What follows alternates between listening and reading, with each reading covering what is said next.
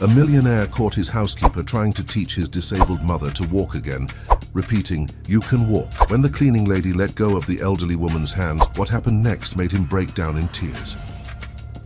Maya carefully adjusted Mr. Thomas's walker as the morning sun streamed through the windows of the public hospital. The white-haired elderly man trembled slightly, but his eyes showed determination as she positioned his wrinkled hands on the metal support. Maya had worked with him for 3 months since he had suffered a stroke, and today they would finally attempt the first steps without the full support of the wheelchair. "Let's go slowly, Mr. Thomas, you're doing very well. Breathe deeply and trust me that I won't let you fall," Maya said in a soft and encouraging voice. The hospital corridor was busy with nurses rushing past and the distant sound of stretchers being pushed down the hallways. Maya maintained complete attention on her patient, observing every muscle movement, every tremor, every sign of discomfort that might indicate they were going too fast. She knew that recovery from a stroke required infinite patience and progress measured in centimeters, not meters. "My dear, you have angel hands. I feel that today I will take my first real steps," Thomas muttered, his voice choked with emotion. Maya firmly held the safety belt around the patient's waist as he lifted his right foot a few centimeters off the floor. It was a small movement for an outside observer, but she knew it represented a monumental victory for someone who had completely lost his movements 3 months ago. Sweat began forming small droplets on Mr. Thomas's forehead, but his smile was as radiant as a child taking their first steps. "That's right, now try to shift your weight slowly. I'll be here holding you the whole time," Maya instructed, keeping her voice calm and controlled. The elderly man's foot touched the floor ahead, and for a moment his entire body trembled with the effort of transferring weight from one leg to another. Maya immediately adjusted her position, offering exactly the necessary support without making the movement for him, a technique she had learned in years of experience and that required considerable physical strength on her part. She felt the muscles in her arms burning as she partially supported the patient's weight, but her face showed nothing but confidence and encouragement. "I'm doing it, my dear. I'm feeling my legs again," exclaimed Thomas with tears streaming down his wrinkled cheeks. At that moment, the automatic doors of the physiotherapy sector burst open forcefully, and a woman dressed in expensive clothes entered like a hurricane. Her high heels echoed aggressively against the hospital floor as she marched toward Maya and Thomas, her face contorted in an expression of absolute fury. Maya immediately recognized Magnolia, Thomas's daughter, who rarely appeared for visits but always called to complain about something. "What on earth are you doing with my father, you incompetent? You're mistreating him," shouted Magnolia, pointing her finger accusingly. Maya remained calm while continuing to hold Thomas, who was now trembling not from physical effort, but from the shock of his daughter's abrupt entrance. She needed to maintain his stability to prevent a fall that could be catastrophic at this stage of recovery. The elderly man tried to turn his head to see his daughter, but Maya kept him focused forward for safety. "Mrs. Magnolia, please remain calm. We are in the middle of an important physiotherapy session, and your father is making extraordinary progress," Maya explained professionally. Magnolia completely ignored Maya's words and began shouting even louder, drawing the attention of other patients and staff in the corridor. She gestured dramatically, her expensive jewelry swinging with each abrupt movement, as she circled around Maya and Thomas like a predator surrounding its prey. Several people stopped to observe the scene, some patients in wheelchairs, others supported by crutches, all witnessing the scandal that was unfolding. "How you're forcing a sick man to do things he can't do. This is negligence. Someone call the board now," Magnolia yelled, turning to the spectators. Thomas stretched out his trembling hand, trying to touch his daughter's arm to get her attention, but she moved away sharply, as if her own father's touch was repugnant. Maya continued holding the gentleman firmly, knowing that releasing him now would be dangerous, but the situation was rapidly escalating, and she needed to act. With precise movements, she began guiding Thomas back to the wheelchair. "Daughter, please listen to your father. Dr. Meyer is helping me. I asked to do these exercises. I'm improving a lot," Thomas pleaded with a choked voice. Magnolia took out her expensive cell phone and began recording Maya and Thomas, circling around them to capture different angles. She focused the camera on the elderly man's sweaty face, the evident effort in his features, the way Maya held him firmly. While filming, she narrated aloud about the alleged mistreatment she was witnessing, creating her own distorted version of events. "Mrs. Magnolia, I beg you to stop filming and let me get your father safely into the chair first. Then we can talk calmly," Maya pleaded, trying to keep her voice steady. Other hospital staff began to approach, attracted by the commotion. 2 nurses ran in opposite directions, one to call security and the other to alert administration. Maya saw everything happening in slow motion while carefully helping Thomas sit in the wheelchair. The elderly man's hands were now trembling violently, not from physical exertion, but from the emotional stress of seeing his daughter creating such a scene. "Don't worry, Mr. Thomas will continue another day when you're calmer. You did very well today," Maya whispered to the patient while adjusting his feet on the chair's support. Magnolia interpreted the movement of placing Thomas in the chair as an admission of guilt and raised the volume of her accusations even more. She turned to the spectators who had gathered, gesturing dramatically while pointing at Maya and her father. Some onlookers began to mutter among themselves, clearly influenced by Magnolia's dramatic performance and expensive clothes. "Look, everyone, she's trying to hide what she did, putting my father in the chair before anyone can see his deplorable state," Magnolia shouted accusingly. Maya finished settling Thomas in the chair and finally could turn to face Magnolia directly. She took a deep breath, smoothed her simple white coat and tried once more to establish a dialogue. She picked up Thomas's medical chart from the nearby table and opened it, showing the progress graphs, detailed notes from each session, the documented improvements over the months. "Mrs. Magnolia, here is all the documentation of your father's treatment. Each exercise was approved by the attending physician. See the results," Maya explained, showing the papers. Magnolia didn't even look at the documents, pushing the clipboard away with disdain. She continued her accusations, now directing her fury also at the hospital that allowed such practices. She pointed at different equipment in the physical therapy room as if they were instruments of torture, making dramatic comments about each one. "You use these devices to torture defenseless elderly people. You make them suffer under the excuse of treatment. Where is the compassion? Where is the respect for the elderly?" Magnolia accused with venom in every word. Thomas began to cry, tears flowing freely down his face as he tried to speak to his daughter. He gripped the wheels of the chair tightly, his knuckles white from the effort, trying to get closer to Magnolia, who continued to move away from him. The contrast between the fragile elderly man begging to be heard and the rich daughter completely ignoring him was painful to watch. "Please, Magnolia, my daughter. You don't understand, Doctor. Maya is the only reason I'm getting better. She stays after hours to help me," Thomas sobbed. At that moment, the hospital director appeared accompanied by 2 security guards and several administrative staff members. She was a middle-aged woman with grey hair tied in a tight bun and a perpetually worried expression. Maya knew her well, knew that she always yielded to pressure from rich and influential patients, prioritizing donations and positive publicity over staff welfare. "What's happening here? Can someone explain all this confusion to me?" asked the director with an authoritative but clearly nervous voice. Magnolia immediately approached the director, showing the video on her phone and gesturing frantically. She spoke quickly, interrupting any attempt by the director to ask questions, completely dominating the conversation. With each word, the director grew paler, her eyes nervously alternating between Magnolia, Maya, and Thomas. "This is very serious. You're telling me our physical therapist was forcing your father to do exercises against his will," the director repeated, looking at Maya with disapproval. Maya tried to approach with the medical chart still in her hands, but one of the security guards stepped forward, subtly blocking her path. She held up the documents, showing the graphs and notes, trying to draw the director's attention to the concrete evidence of Thomas's progress. The director barely looked at the papers, her attention entirely focused on Magnolia, who continued her threats. "Director, please look at the medical records, Mr. Thomas has improved 70% since we started therapy. It's all documented here," Maya pleaded. Magnolia increased the tone of her threats, mentioning her influential contacts, her ability to destroy the hospital's reputation, the million-dollar lawsuits she could file.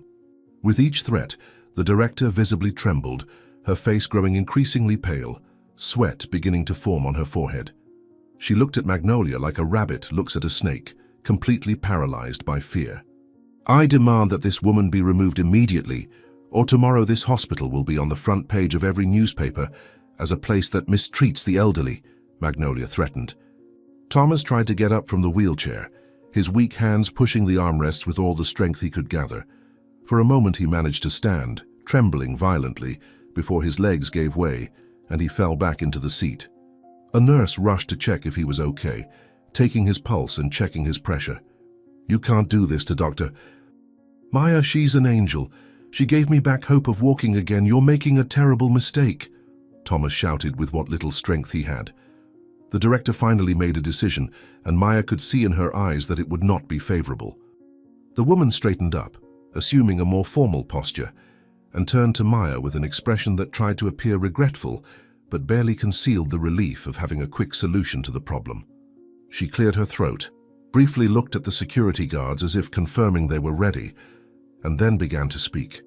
"Maya, in light of the serious accusations presented and thinking of our patient's well-being, you are fired," announced the director. Before Maya could respond, the director continued, making the situation even worse.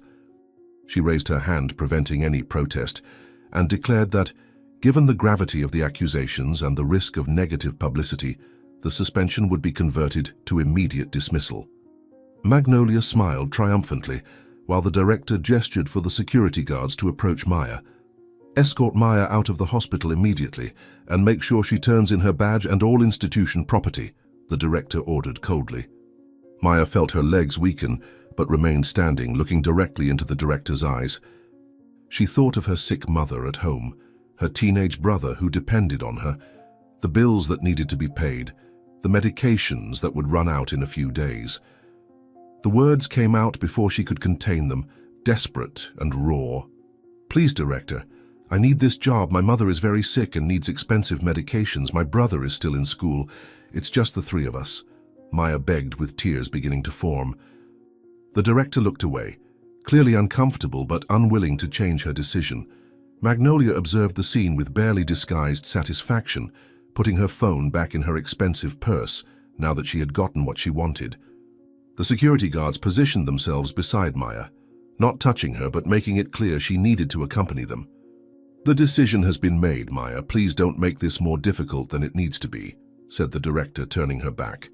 Thomas was now openly crying, calling for Maya as she was escorted out of the room.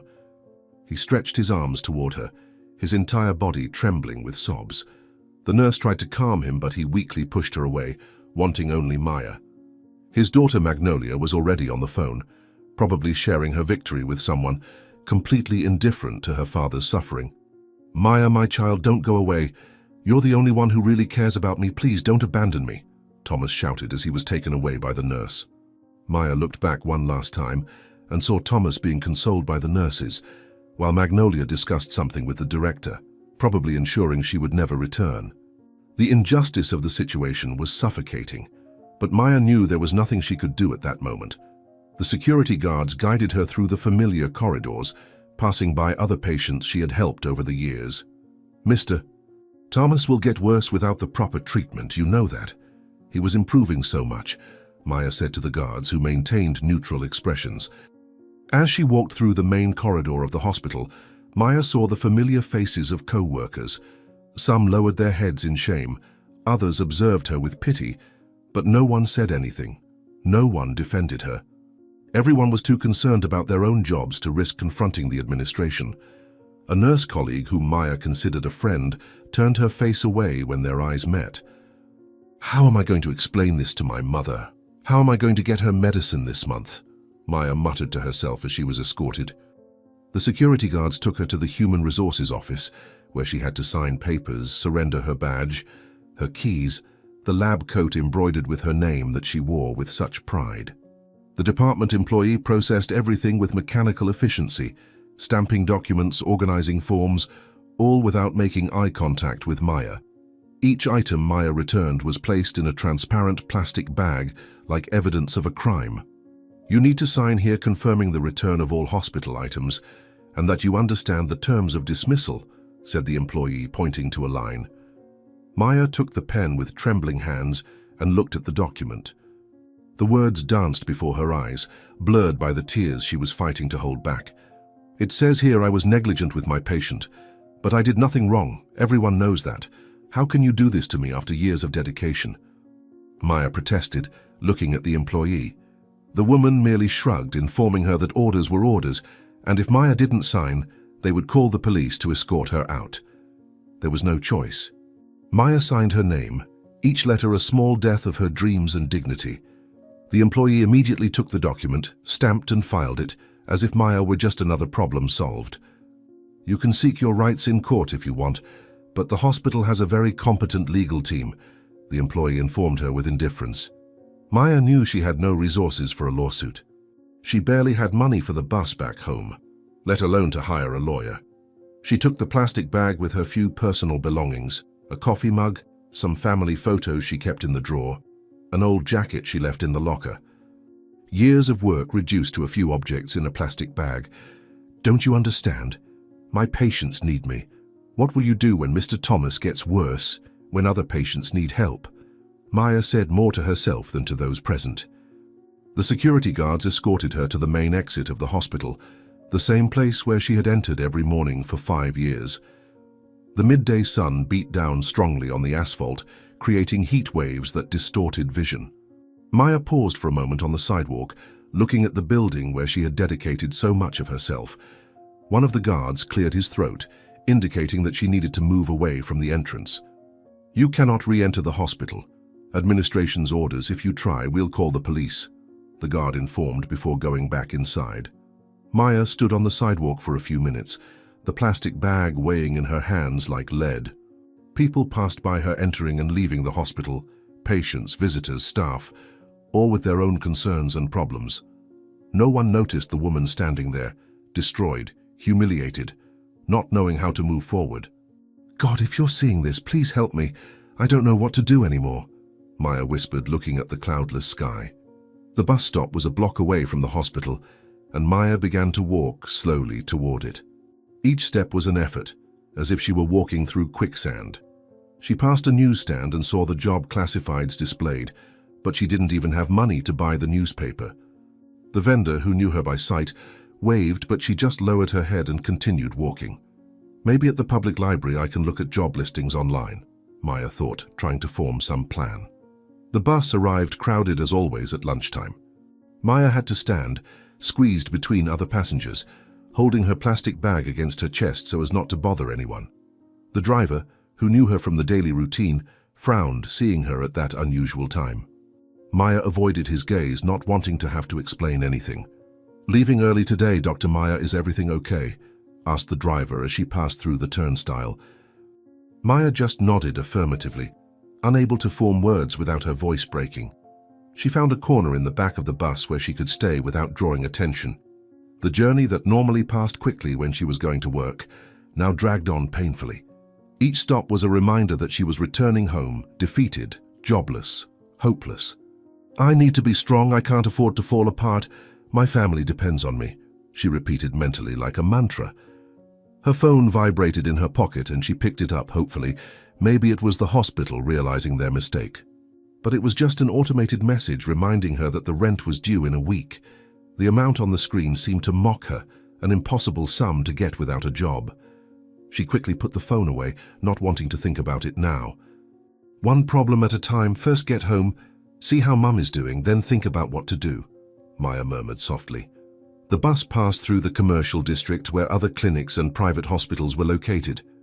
Maya observed the modern buildings with their glass facades, places where they would never hire her now, with a dismissal for alleged elder abuse in her record. The stain on her professional reputation would spread quickly in the medical community, she knew that. Who's going to want to hire a physiotherapist accused of mistreating patients, even if it's a lie, she thought bitterly. An elderly lady boarded the bus with difficulty, carrying shopping bags. Maya automatically moved to help her, holding the bags while the lady settled into a seat someone had given up. The elderly woman thanked her with a warm smile and began to chat about the heat, about prices at the market, simple conversations from someone seeking human connection. "You seem to be such a good girl helping an old woman like me. Your parents must be very proud," said the lady, smiling. The irony of the comment almost made Maya cry right there. She forced a smile and agreed politely, returning to her corner of the bus.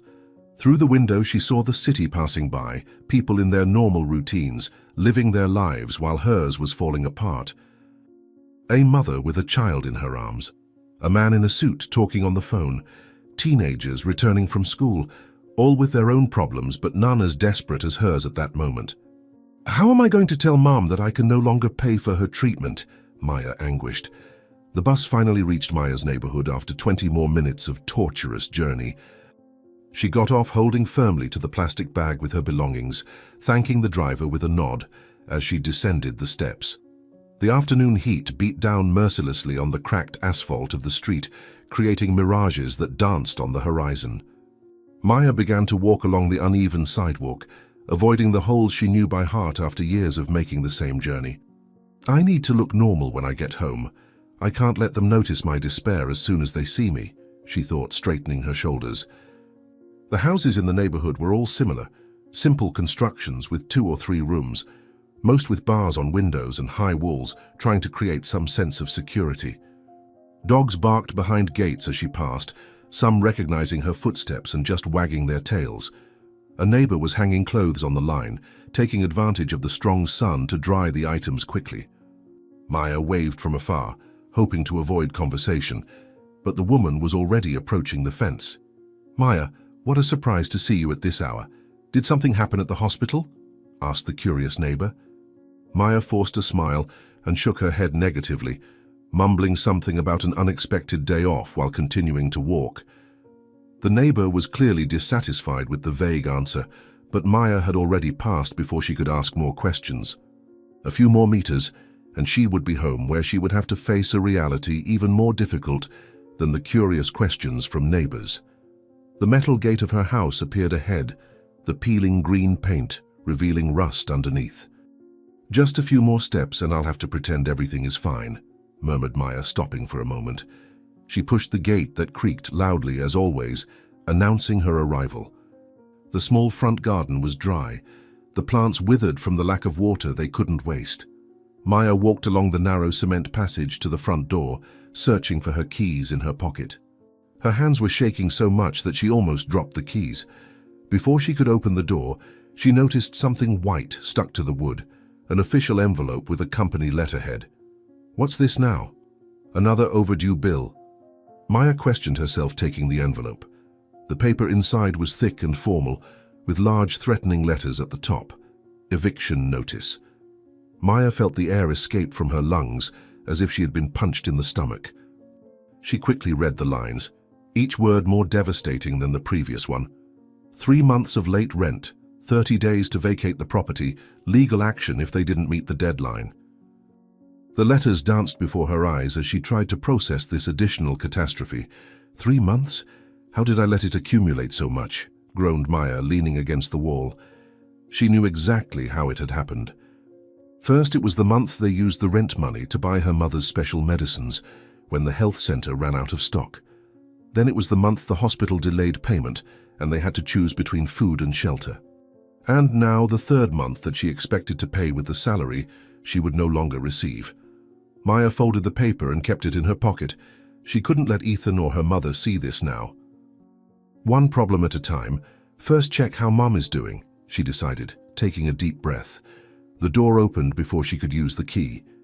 Ethan was standing there, still in his blue and white public school uniform, his face full of concern. He was tall for his 16 years, but too thin, always skipping meals to ensure that his mother and Maya ate better. His dark eyes, so similar to his mother's, studied Maya intensely. "Maya, are you okay? Why are you home so early? Did something happen?" Ethan fired the questions in sequence. Maya entered, gently pushing her brother inside, and closed the door behind her. The small living room was stuffy, the old ceiling fan making a rhythmic noise but moving little air. The furniture was simple and worn, the sofa with some tears covered by a blanket that her mother had made in better times. Maya put the plastic bag on the table and turned to her brother. "Ethan, I need you to help me. Mom can't know anything yet, okay?" Maya asked, holding her brother's shoulders. Ethan nodded, but his expression showed that he would not be easily fooled. He had always been perceptive, too mature for his age, forced to grow up quickly by his mother's illness and financial difficulties. Maya could see the questions forming in his eyes, but before he could ask them, a sound came from her mother's room. It was the heart monitor beeping, that sharp sound that meant the heartbeats were irregular again. "Mom is worse today.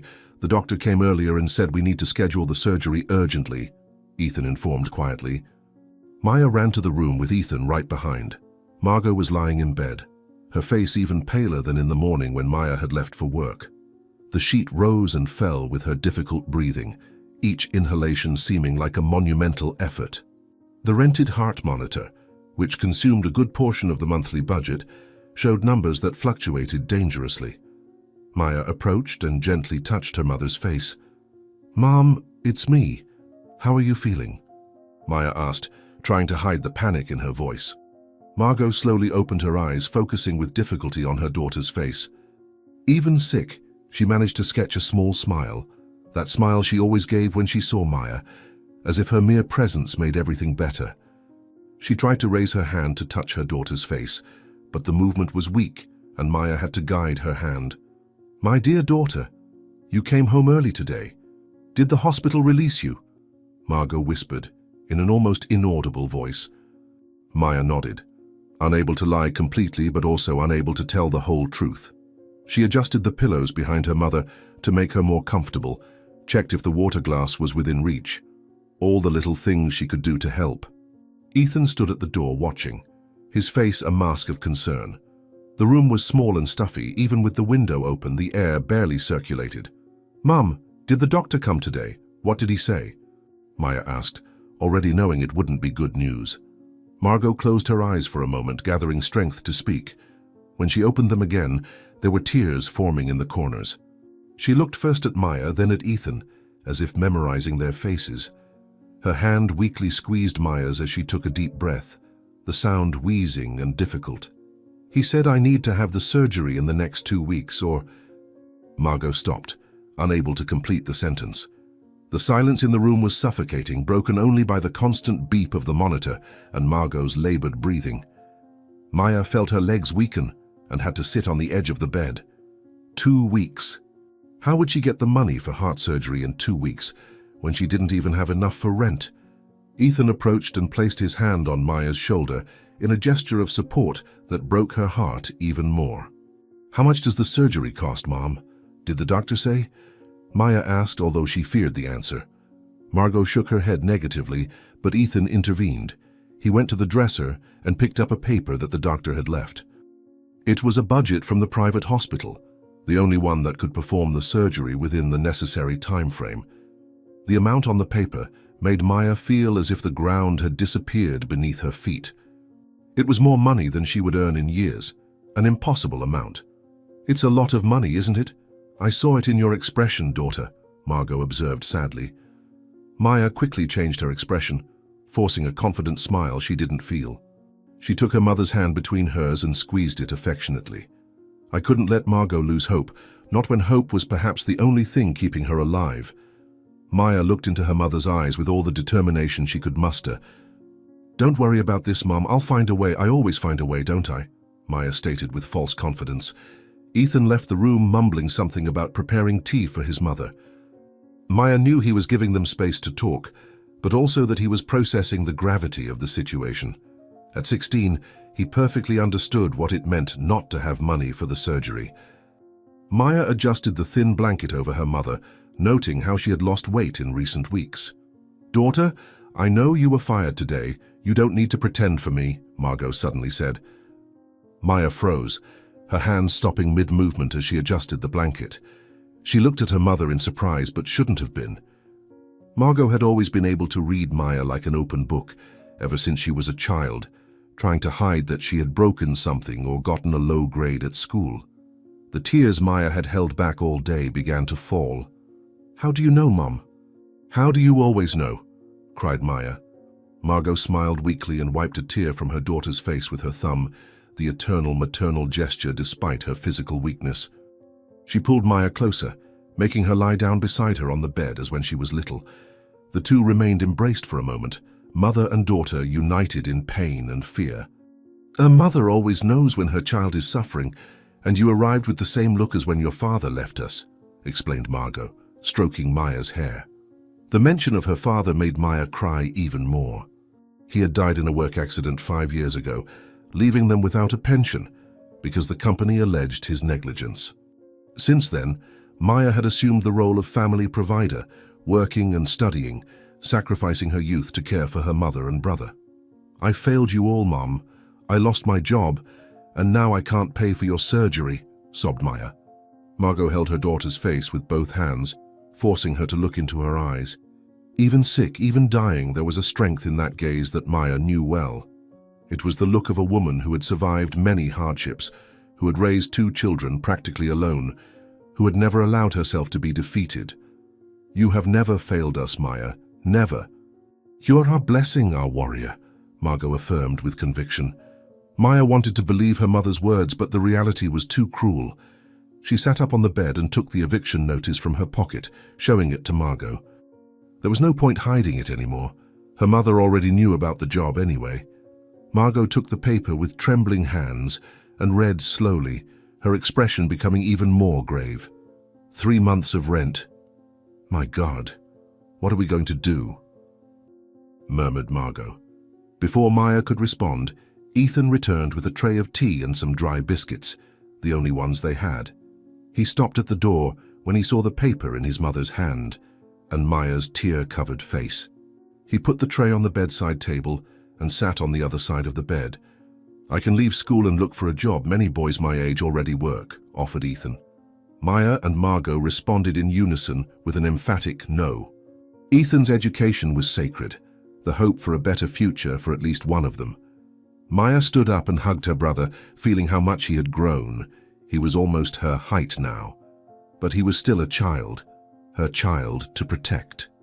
"You will continue studying, Ethan. That's not up for discussion. I'll find a solution," Maya assured.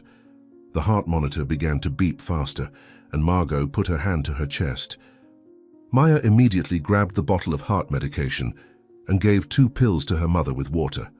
Margot took them with difficulty, each sip seeming an effort. The medicine was expensive and running out, another worry on the endless list.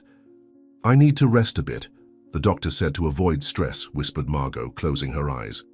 Maya and Ethan left the room silently, closing the door slowly.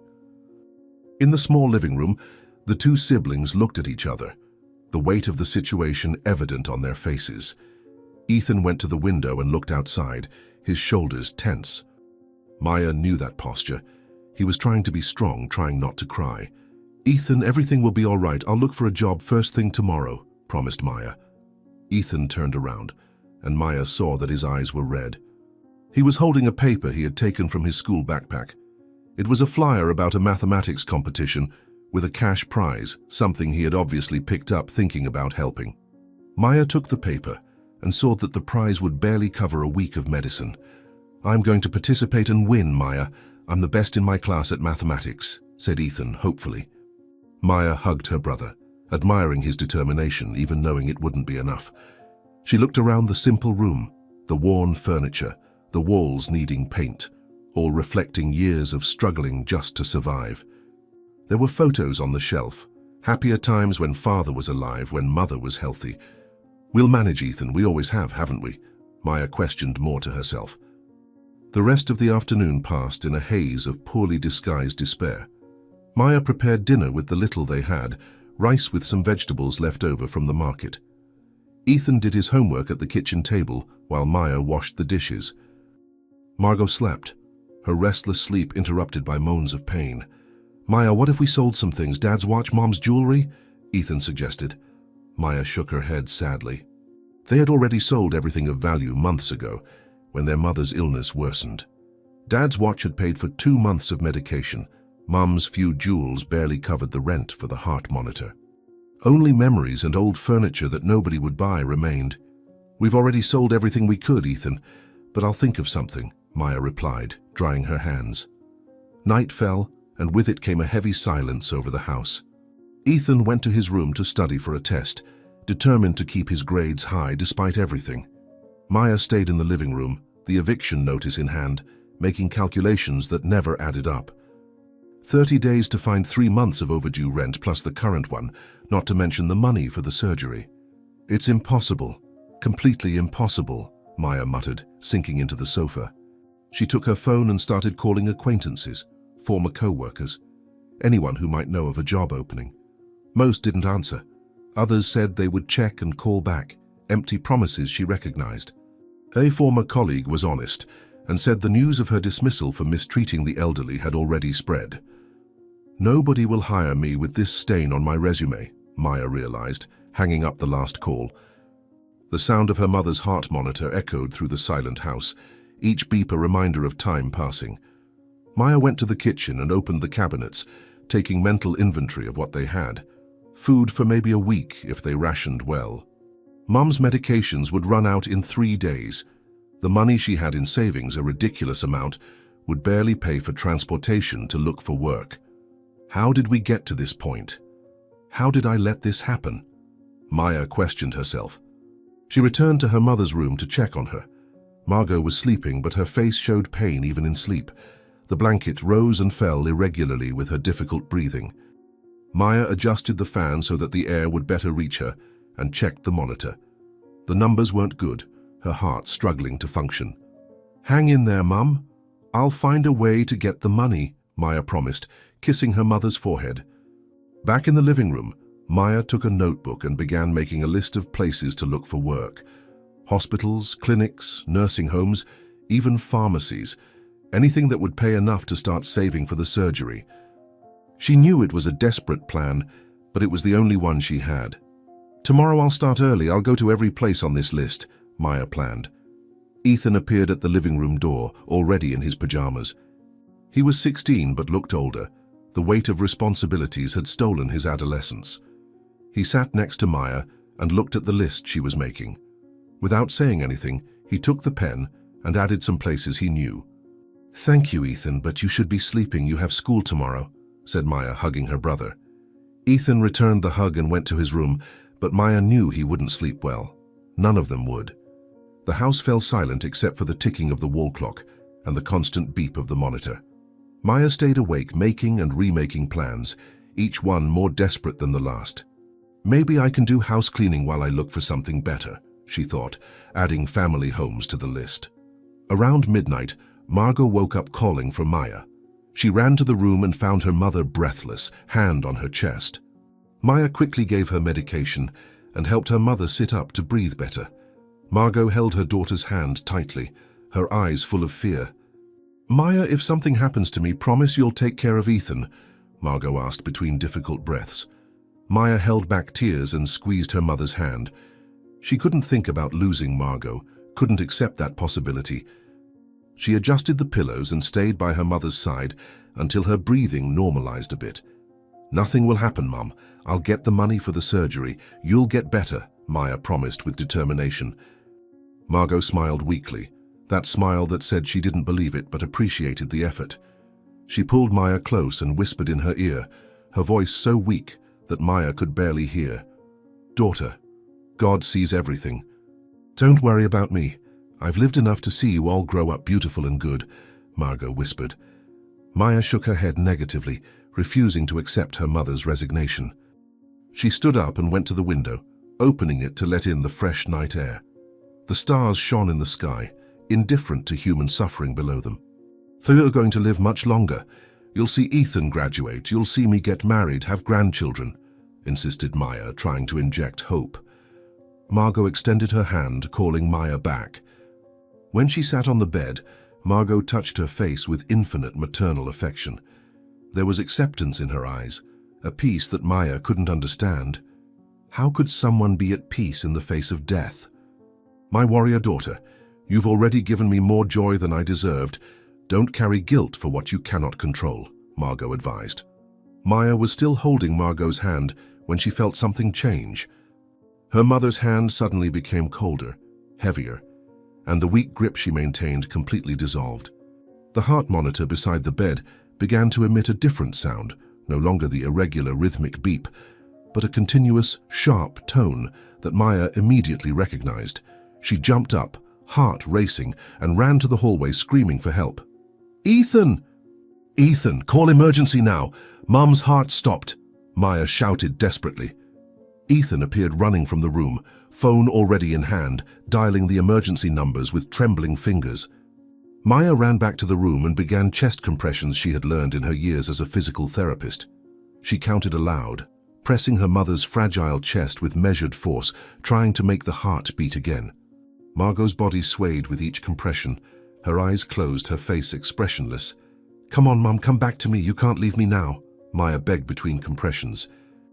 Minutes seemed like hours as Maya continued the compressions, her arms beginning to ache with the repetitive effort.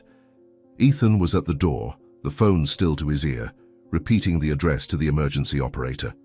Tears streamed down the teenager's face as he watched his sister fight to save their mother's life. The sharp sound of the monitor continued, cruel and relentless, announcing that the heart had stopped. "The ambulance is on its way, Maya."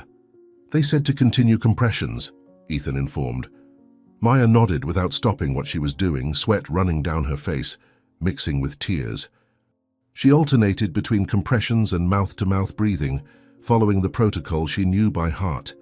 Margot's body remained inert, unresponsive to her daughter's desperate efforts.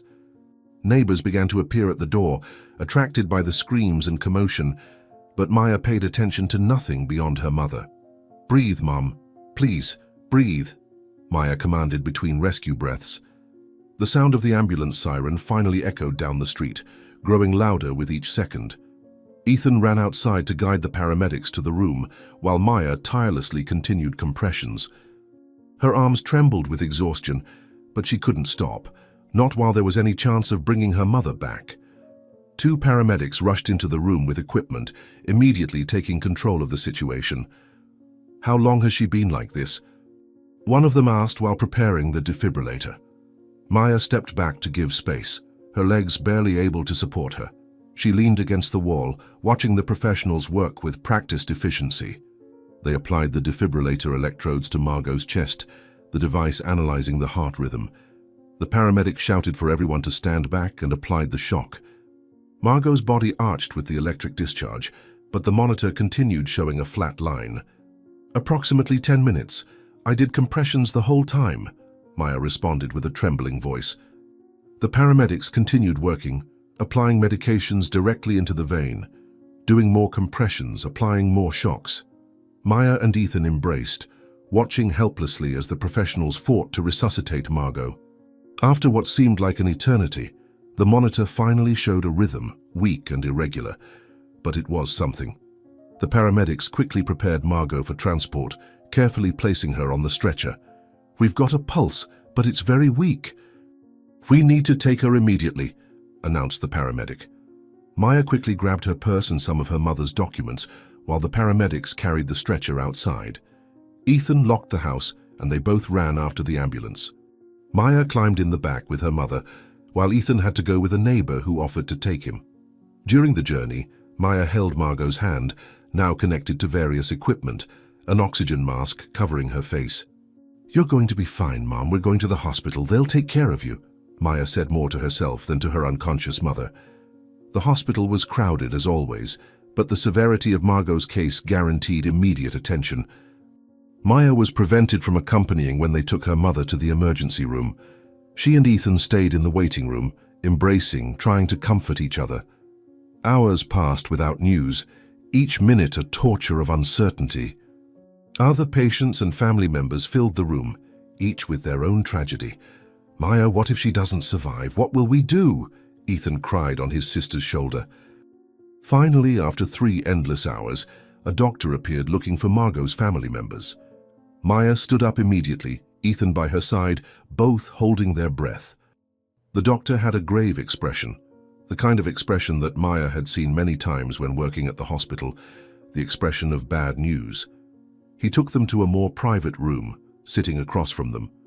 "We managed to stabilize your mother, but the situation is critical. Her heart is failing rapidly," the doctor explained in a professional but compassionate voice. Maya squeezed Ethan's hand as the doctor continued. Your mother suffered a severe cardiac arrest. Her heart is functioning only with the help of strong medications, and without surgery, she has at most 7 days to live. The doctor said. Each word was like a blow, destroying any hope that Maya still maintained for a miraculous solution. The doctor showed tests, pointed to images of the damaged heart, but Maya could barely process the technical information. 7 days, only 7 days, Maya repeated in shock. The doctor nodded gravely and handed a paper with the surgery budget. The value was circled in red, an astronomical amount that might as well be $1 million considering Maya's resources. He explained that the hospital was not able to perform the complex surgery, that they would need to transfer her to a private hospital, but this would only happen upon advance payment. I understand it's a lot of money, but it's her only chance. Without the surgery, her heart will stop again, and next time we may not be able to bring her back, the doctor warned. Ethan began to cry openly, the weight of the situation too much for his 16 years. Maya hugged him, trying to be strong, but inside she was crumbling. 7 days to get a fortune, 7 days to save her mother. It was impossible, but she couldn't accept the impossible, not when her mother's life depended on it. Doctor, can we see her? I need to talk to her, Maya asked, holding back tears. The doctor took them to the intensive care unit. Margot was connected to multiple machines, tubes and wires everywhere. The sound of the devices filled the environment, each beep a reminder of how fragile the situation was. Margot was conscious but very weak, her eyes lighting up slightly upon seeing her children. Maya approached, gently touching her mother's face. Mom, you gave us a terrible scare, but you'll be fine. I'll get the money for the surgery, Maya promised, forcing a smile. Margot tried to speak, but the oxygen mask made it difficult. Her eyes said everything her words couldn't, a mixture of love, fear, and resignation. Maya could see that her mother knew the severity of the situation, knew how impossible it would be to get the money. Ethan held Margot's other hand, promising that everything would be fine, that they would find a way. Don't worry about anything, Mom, just rest and stay strong for the surgery, Ethan said, trying to sound confident. After a few minutes, the nurse informed them that they needed to let Margot rest. Maya kissed her mother's forehead and left with Ethan, her mind already working frantically on how to get the money. In the hospital corridor, she stopped and took a deep breath. She had to act. There was no time for lamentations. Ethan, you're going home. I'm going to look for a job right now. No matter what it is, I need to start earning money today, Maya declared with determination. Ethan protested, wanting to help, but Maya was firm. He needed to go to school, maintain normalcy as much as possible. She took the resumes she had in her bag, straightened her wrinkled clothes, and left the hospital with determined steps. The first private clinic was a few blocks away. Maya entered through the glass door, the air conditioning a relief after the heat of the street. Good morning. I would like to speak with the person in charge of the physiotherapy department about a position, Maya said to the receptionist. The woman behind the counter looked her up and down, noting the simple clothes and disheveled state after a sleepless night. She asked for the resume and told Maya to wait. Half an hour later, the receptionist returned with a strange expression on her face. She handed the resume back to Maya and informed her that there were no vacancies. But the newspaper ad said you were urgently hiring, Maya protested, confused. The receptionist shrugged and went back to her work, clearly ending the conversation. Maya insisted, asking for at least a chance to speak with someone, but the woman completely ignored her. Frustrated and confused, Maya left and went to the next clinic on her list. The same pattern repeated itself. She would submit her resume, wait, and then be dismissed without even an interview. Why won't anyone even interview me? What's going on? Maya wondered after the third rejection. On the fourth attempt at a smaller private hospital, Maya finally discovered the problem. The receptionist, a young woman less discreet than the others, let the truth slip while returning the resume. She whispered that the system showed Maya had been fired for negligence and elder abuse, that there was an alert about her. A physiotherapist who mistreats the elderly looking for a job? You've got nerve. The receptionist laughed cruelly. Maya felt her blood freeze. Thomas's wealthy family had spread the lie throughout the city's healthcare network. Her reputation was destroyed. No place in the medical field would hire her. She left the hospital with wobbly legs, the reality of the situation hitting her with full force. Without being able to work as a physiotherapist, how would she get enough money for the surgery?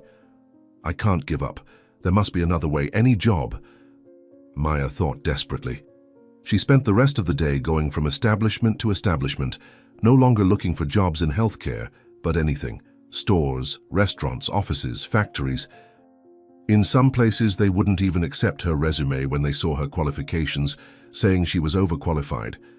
In others, they promised to call, but she knew they wouldn't. The sun was beginning to set when Maya reached the last address on her list. "Please, I need any work I can clean, serve, anything," she begged the restaurant manager. The man looked at her with pity, but shook his head. He explained that he already had enough staff, that times were tough for everyone. Maya thanked him and left, tears finally overcoming her determination. She sat on a park bench, her body exhausted and her mind in turmoil. How had she failed so completely? "Mom, forgive me, I tried, I swear I tried," Maya sobbed alone on the bench. Her phone rang and it was Ethan, asking if she had found something. Maya lied, said she had some possibilities, that she would be home soon. She couldn't destroy her brother's hope too. After hanging up, she noticed an advertisement posted on a nearby pole. "Temporary employment agency," it said in large letters. "Immediate openings, weekly payment," the paper promised. Maya tore off the ad and checked the address. It was 2 blocks away. The agency was a small, cramped office on the second floor of an old commercial building. A middle-aged woman was sitting behind a desk full of papers, smoking despite the no smoking sign on the wall. Maya entered hesitantly, the smell of cigarettes making her eyes water. The woman quickly assessed her and gestured for her to sit. "Looking for a job, dear? You look desperate enough," observed the woman in a hoarse voice. Maya explained that she needed immediate work, anything that paid. The woman flipped through some papers, mumbling to herself. She stopped at a form and looked at Maya again, evaluating. Then she asked if Maya had a problem with heavy work, long hours, difficult bosses. Maya shook her head. She would do anything. "I have a cleaning position at a mansion. The pay is reasonable, but the boss is complicated. 3 cleaners have already quit this month," the woman informed her. Maya didn't even hesitate. She accepted immediately. The woman shrugged, filled out some forms and handed her a paper with the address. It was a mansion in the richest neighborhood of the city, owned by a certain Samuel Clark. The woman explained that Maya should report the next day at 6 in the morning, that the housekeeper would instruct her on her duties. "A tip, dear. Keep your mouth shut and do your job. Mr. Clark does not tolerate incompetence," the woman advised. Maya thanked her and left with the address in hand. It wasn't what she had imagined for her life, from respected physiotherapist to cleaner, but she had no choice. Each passing day was 1 day less to save her mother. On her way home, she stopped at the hospital to see Margot again. "I got a job, Mom. I'm going to save money for your surgery," said Maya, holding her mother's hand. Margot weakly squeezed her daughter's hand, her eyes full of concern. Maya knew that her mother sensed something was wrong, that the job wasn't what she had expected, but there was no time for pride. Ethan was in the room, having come straight from school. He looked hopefully at Maya when she mentioned the job. "It's a start, Ethan. I'll work day and night if I have to," Maya stated, trying to sound optimistic. The night passed restlessly, Maya barely able to sleep, thinking about the next day. She got up at 4 in the morning, took a shower, put on the most presentable clothes she had and left home before sunrise. The bus to the rich neighborhood was almost empty at that hour, only other domestic workers going to work.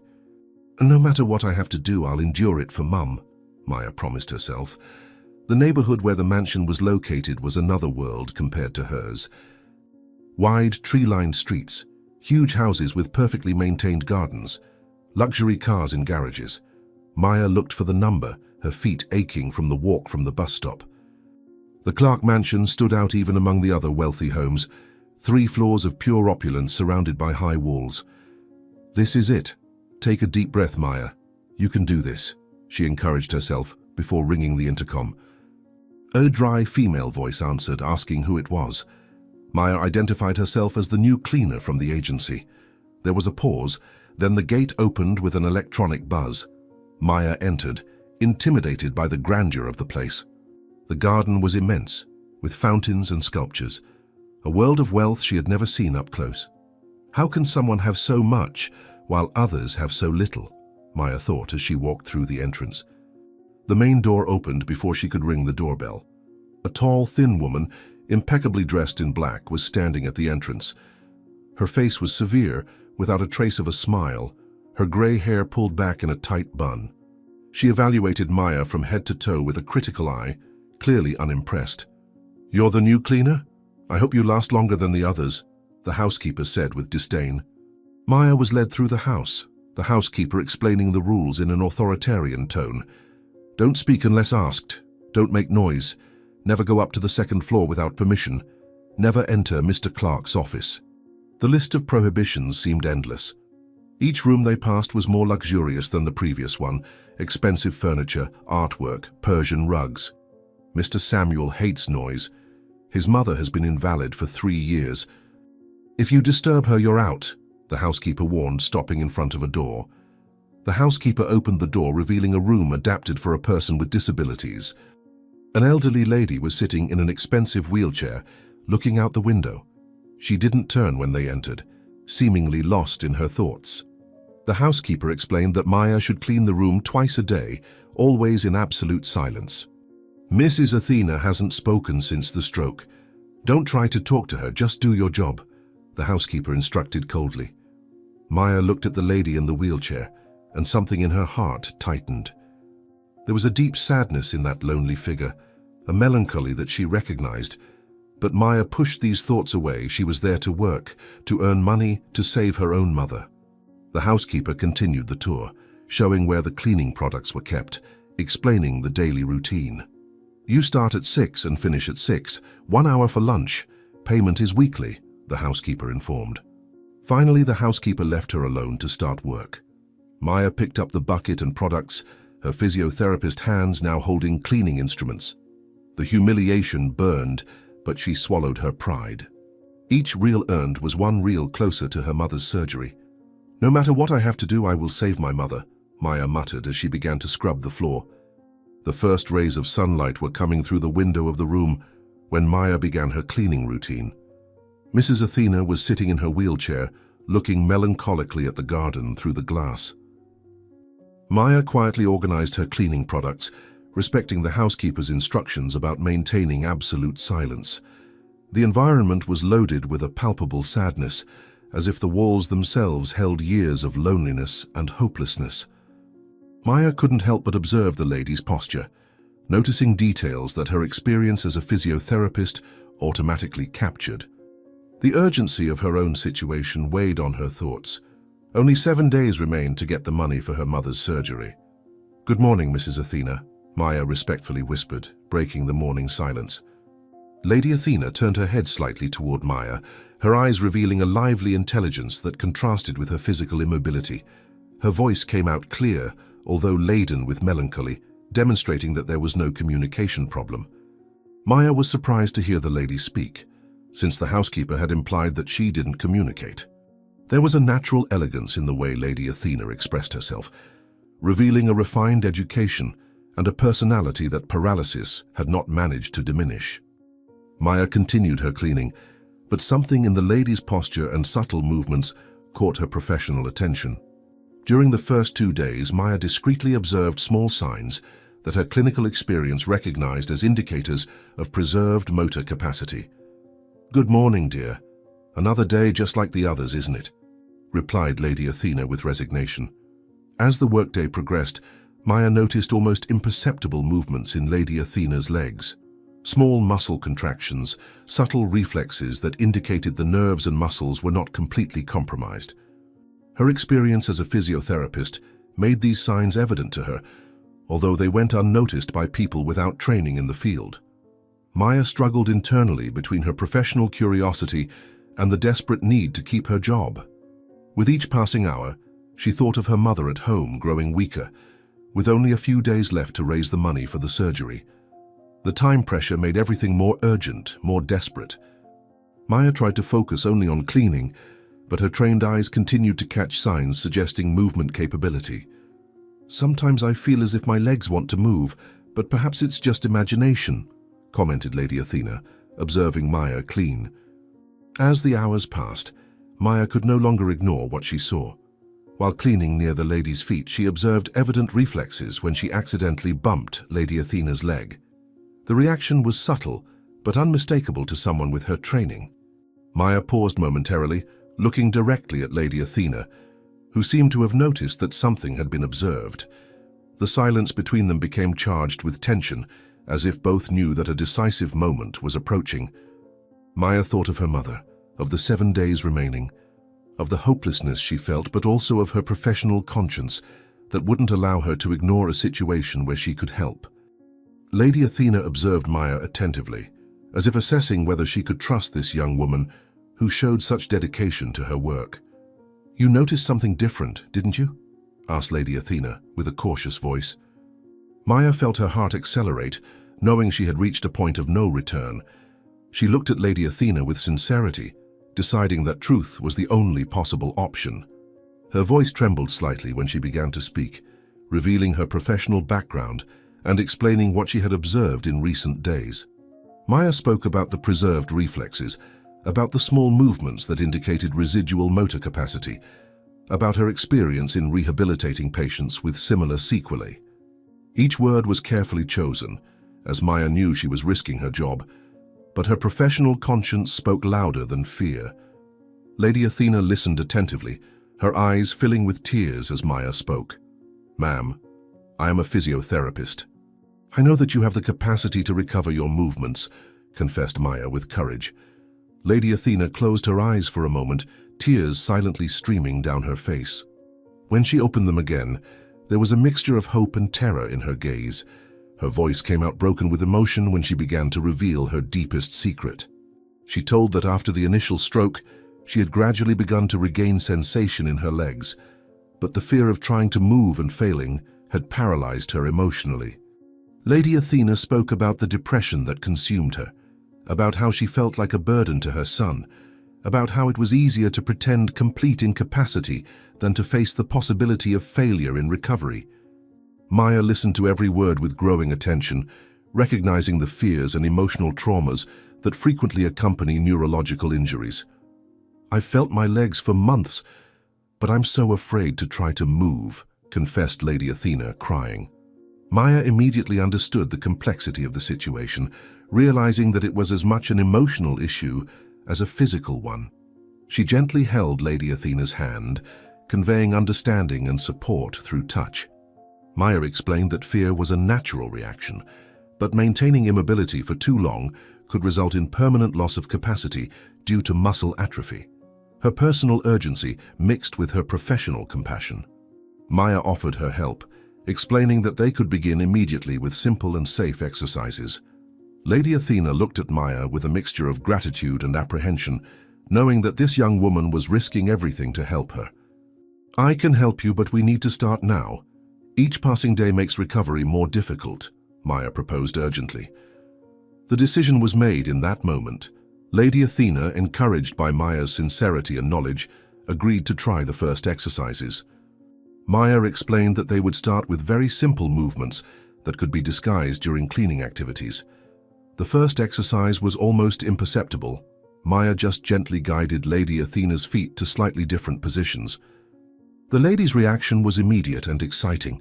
She could feel the movement and even offer minimal resistance. Maya felt a wave of hope and professional satisfaction she hadn't experienced in a long time. Lady Athena cried with relief, discovering that her sensations were real and that there was a concrete possibility of improvement. It was the beginning of a journey that would change both women's lives. "I can feel it. I really can feel my feet moving," exclaimed Lady Athena emotionally. The following day, Maya developed an intense and efficient routine to incorporate physiotherapy exercises into her cleaning activities. Each morning became a clandestine rehabilitation session where Maya applied all her knowledge to maximize Lady Athena's progress. While making the bed, she worked on range of motion exercises for the lady's legs. During furniture arrangement, Maya helped Lady Athena practice weight transfers and muscle strengthening. Lady Athena demonstrated impressive determination, facing the initial muscle discomfort with renewed courage. The connection between the two women deepened through these intense moments of shared work. "Each exercise is a step toward my freedom," Lady Athena would say during the sessions. Maya decided to try something more ambitious. She had strengthened Lady Athena's muscles sufficiently and worked on her confidence to the point where more significant movements could be attempted. Maya carefully explained what she intended to do: help Lady Athena support herself on her own legs, even if for just a few seconds. The emotional preparation was as important as the physical one, Maya working through the lady's fears and anxieties before attempting the movement. She positioned a sturdy chair nearby as a safety support and firmly held Lady Athena's hands.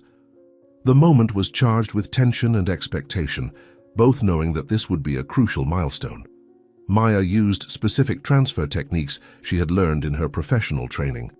"Let's try to stand up just for a moment. Trust me and your own strength," Maya encouraged. The movement to stand up was initially hesitant, Lady Athena struggling against months of muscle disuse and accumulated fear. Maya offered support at the right points, gradually distributing the weight and conveying security through her firm hands. Slowly, very slowly, Lady Athena managed to rise from the wheelchair, her legs trembling but supporting her weight. The moment was magical and emotional. For the first time in months she was standing. Tears ran down both women's faces, Maya for witnessing the success of her work, Lady Athena for regaining a capacity she thought she had lost forever. They remained like this for a few precious seconds before Maya helped the lady sit down again, but those seconds represented a complete revolution. The joy and pride on Lady Athena's face were indescribable. "I did it! I'm really standing after so long," exclaimed Lady Athena radiantly. The following 2 days were dedicated to perfecting and repeating that historic movement.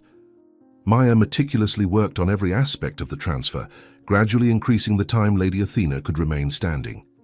Each session represented visible progress, each additional second of balance a shared victory. Maya applied intensive physiotherapy techniques, taking advantage of every available minute to maximize recovery. Lady Athena demonstrated extraordinary courage, facing muscle fatigue and discomfort with renewed determination.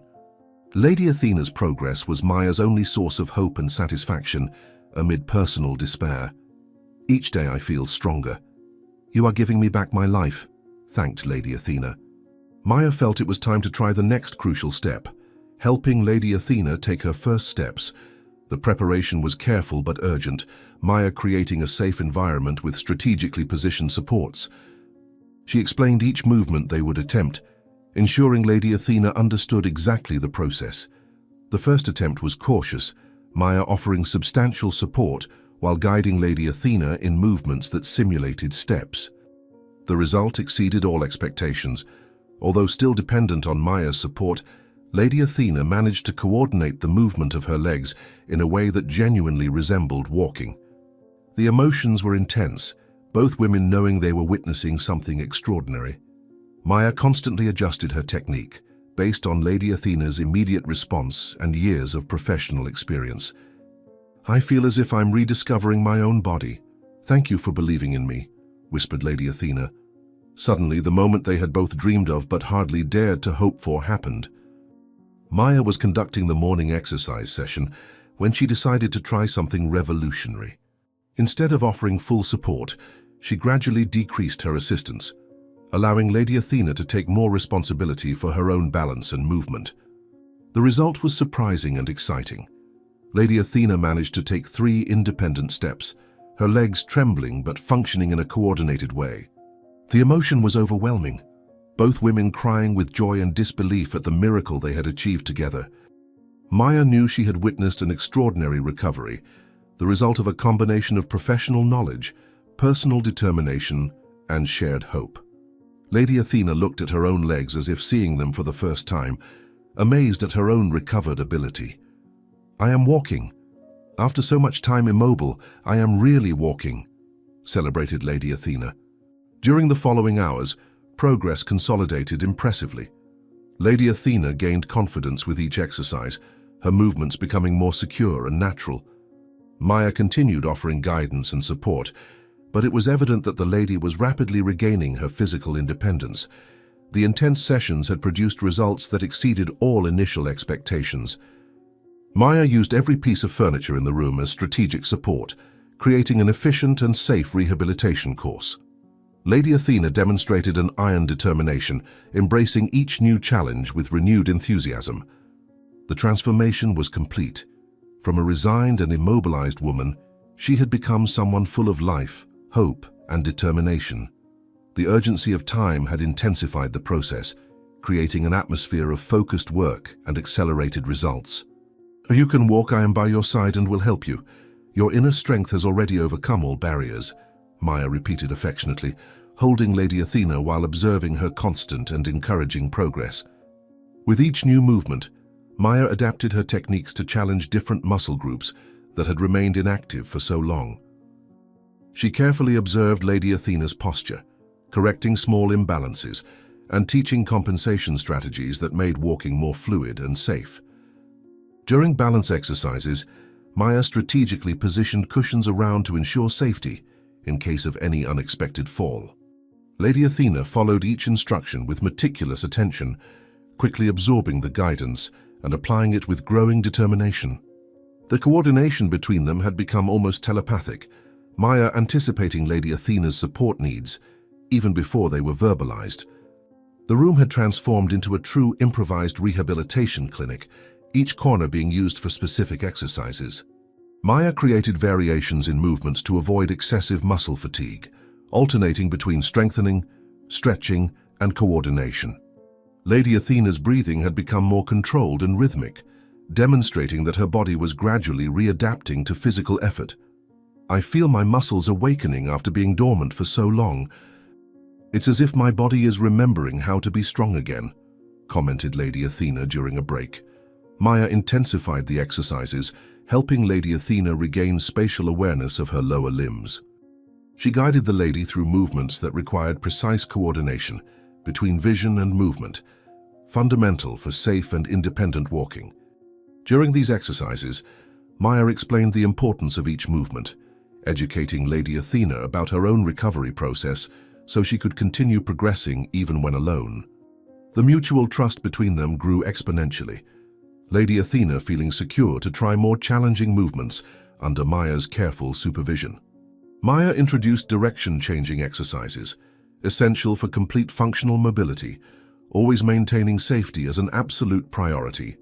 Lady Athena demonstrated a surprising ability to adapt, her body responding positively to each new motor stimulus. At each session, Maya mentally documented the progress, constantly adjusting the exercise program to maximize functional gains. Lady Athena's determination was contagious, inspiring Maya to apply all her creativity and professional knowledge.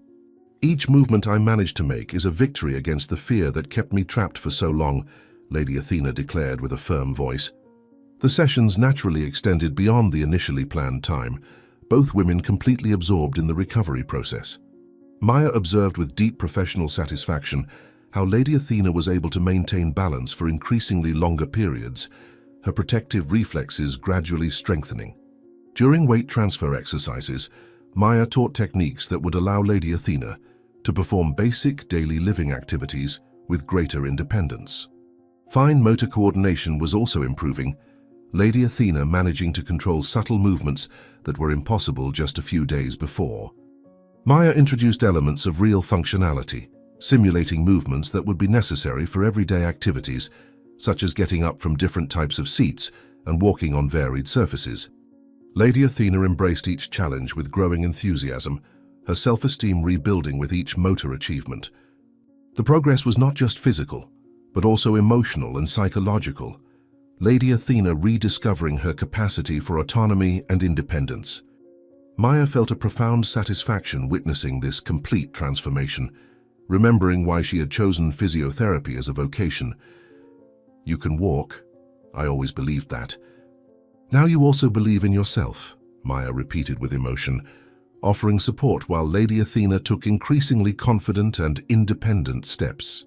Samuel Clark drove his car through the tree-lined streets of the upscale neighborhood, his mind occupied with the business problems that had consumed him throughout that morning of meetings.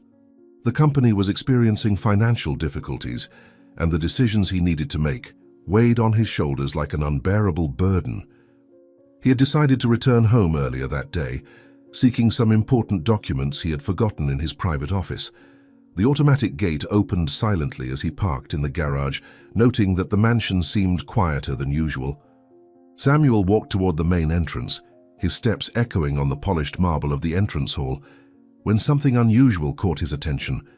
Low sounds came from the second floor, voices he couldn't clearly identify.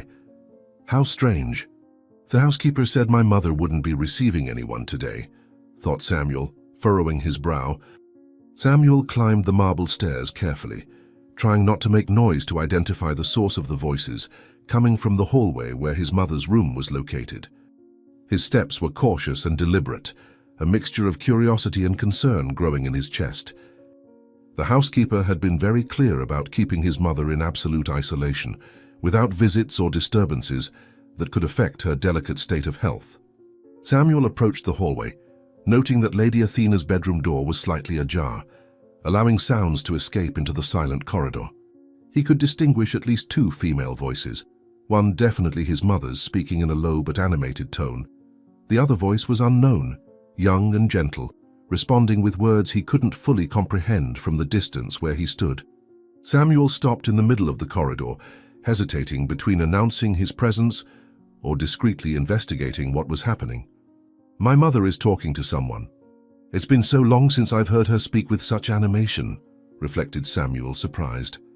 Samuel moved even closer to the half-open door, his movements becoming almost furtive as he tried to understand the unusual situation unfolding in his mother's room. Through the door crack, he could partially see the interior of the room, noticing that the furniture had been rearranged in a way he didn't recognize. There was a different atmosphere in the environment, more lively and energetic than the constant melancholy that had characterized that space in recent years. Samuel leaned slightly to get a better view, his eyes adjusting to the brightness of the room. What he initially saw confused him. A young woman dressed in the uniform of the cleaning staff was next to his mother's wheelchair, but she wasn't cleaning. Instead, she gently held Mrs. Athena's hands, speaking to her in an encouraging and affectionate tone. Samuel felt a wave of irritation growing in his chest, presuming that the employee was bothering his fragile mother. What does this woman think she's doing? She should be working, not disturbing my mother, Samuel thought with growing anger. Samuel was about to enter the room furiously, to interrupt what he considered a flagrant violation of house rules, when something extraordinary happened before his eyes. The young employee was helping his mother get up from the wheelchair, her hands offering firm but gentle support. Mrs. Athena was responding to the movement, actively participating in the process of standing up, her legs supporting part of her own weight.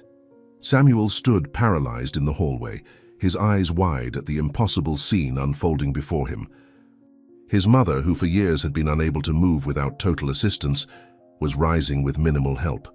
The initial shock gave way to a mixture of disbelief and hope that he hadn't felt in a long time.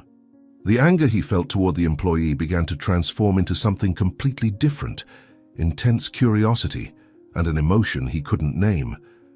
This can't be happening. My mother can't stand up by herself, Samuel muttered to himself, incredulous. The employee's voice became clearer to Samuel as she encouraged Mrs. Athena during the movement of standing up.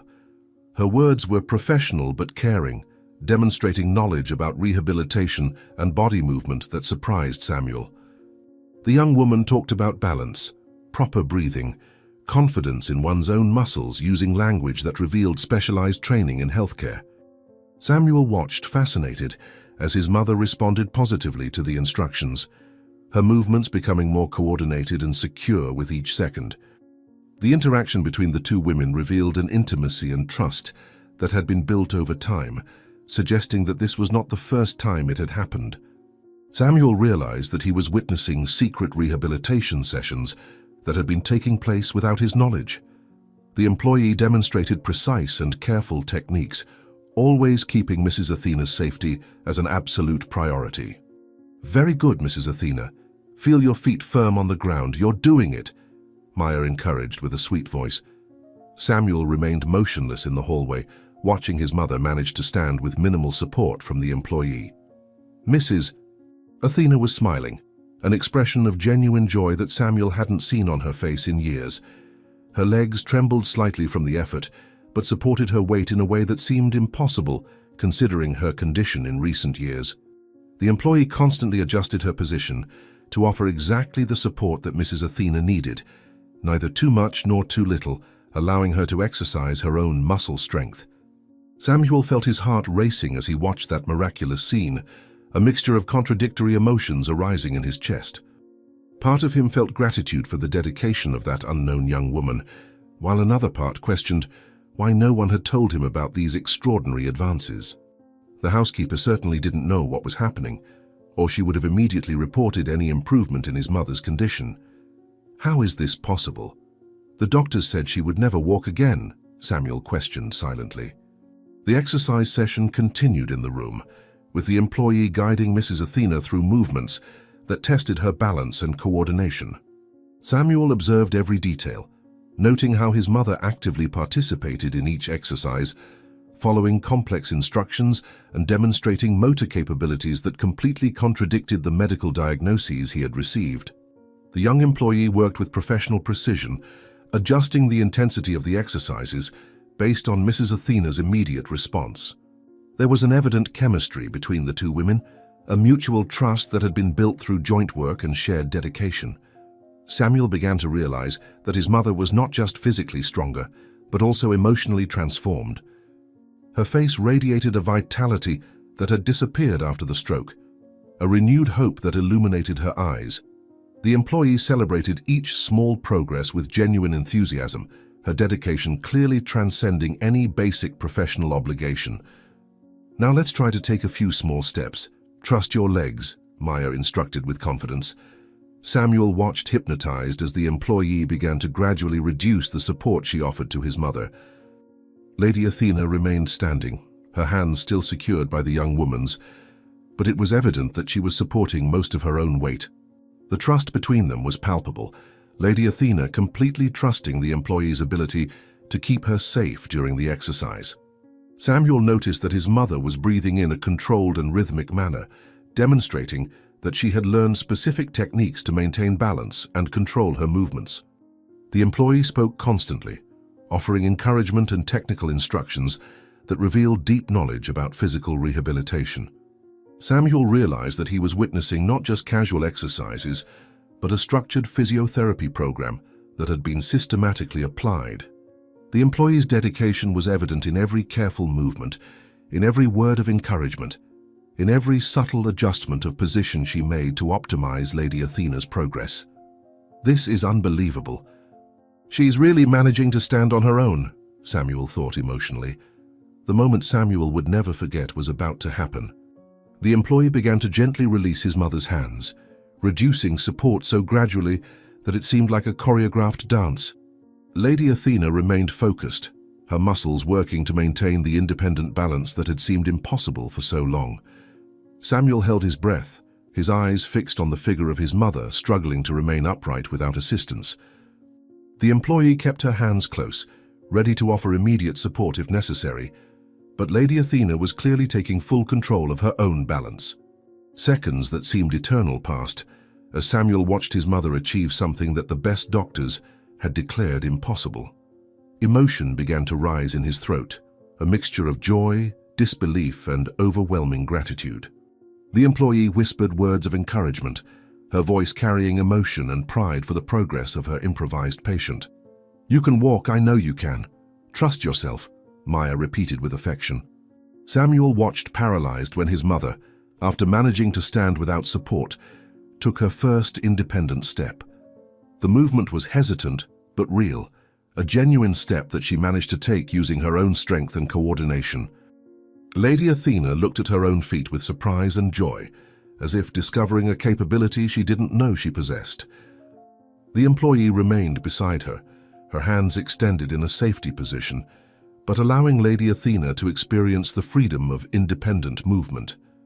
Samuel felt tears beginning to form in his eyes, an overwhelming emotion taking over his entire being. His mother was walking, something he had lost all hope of seeing again.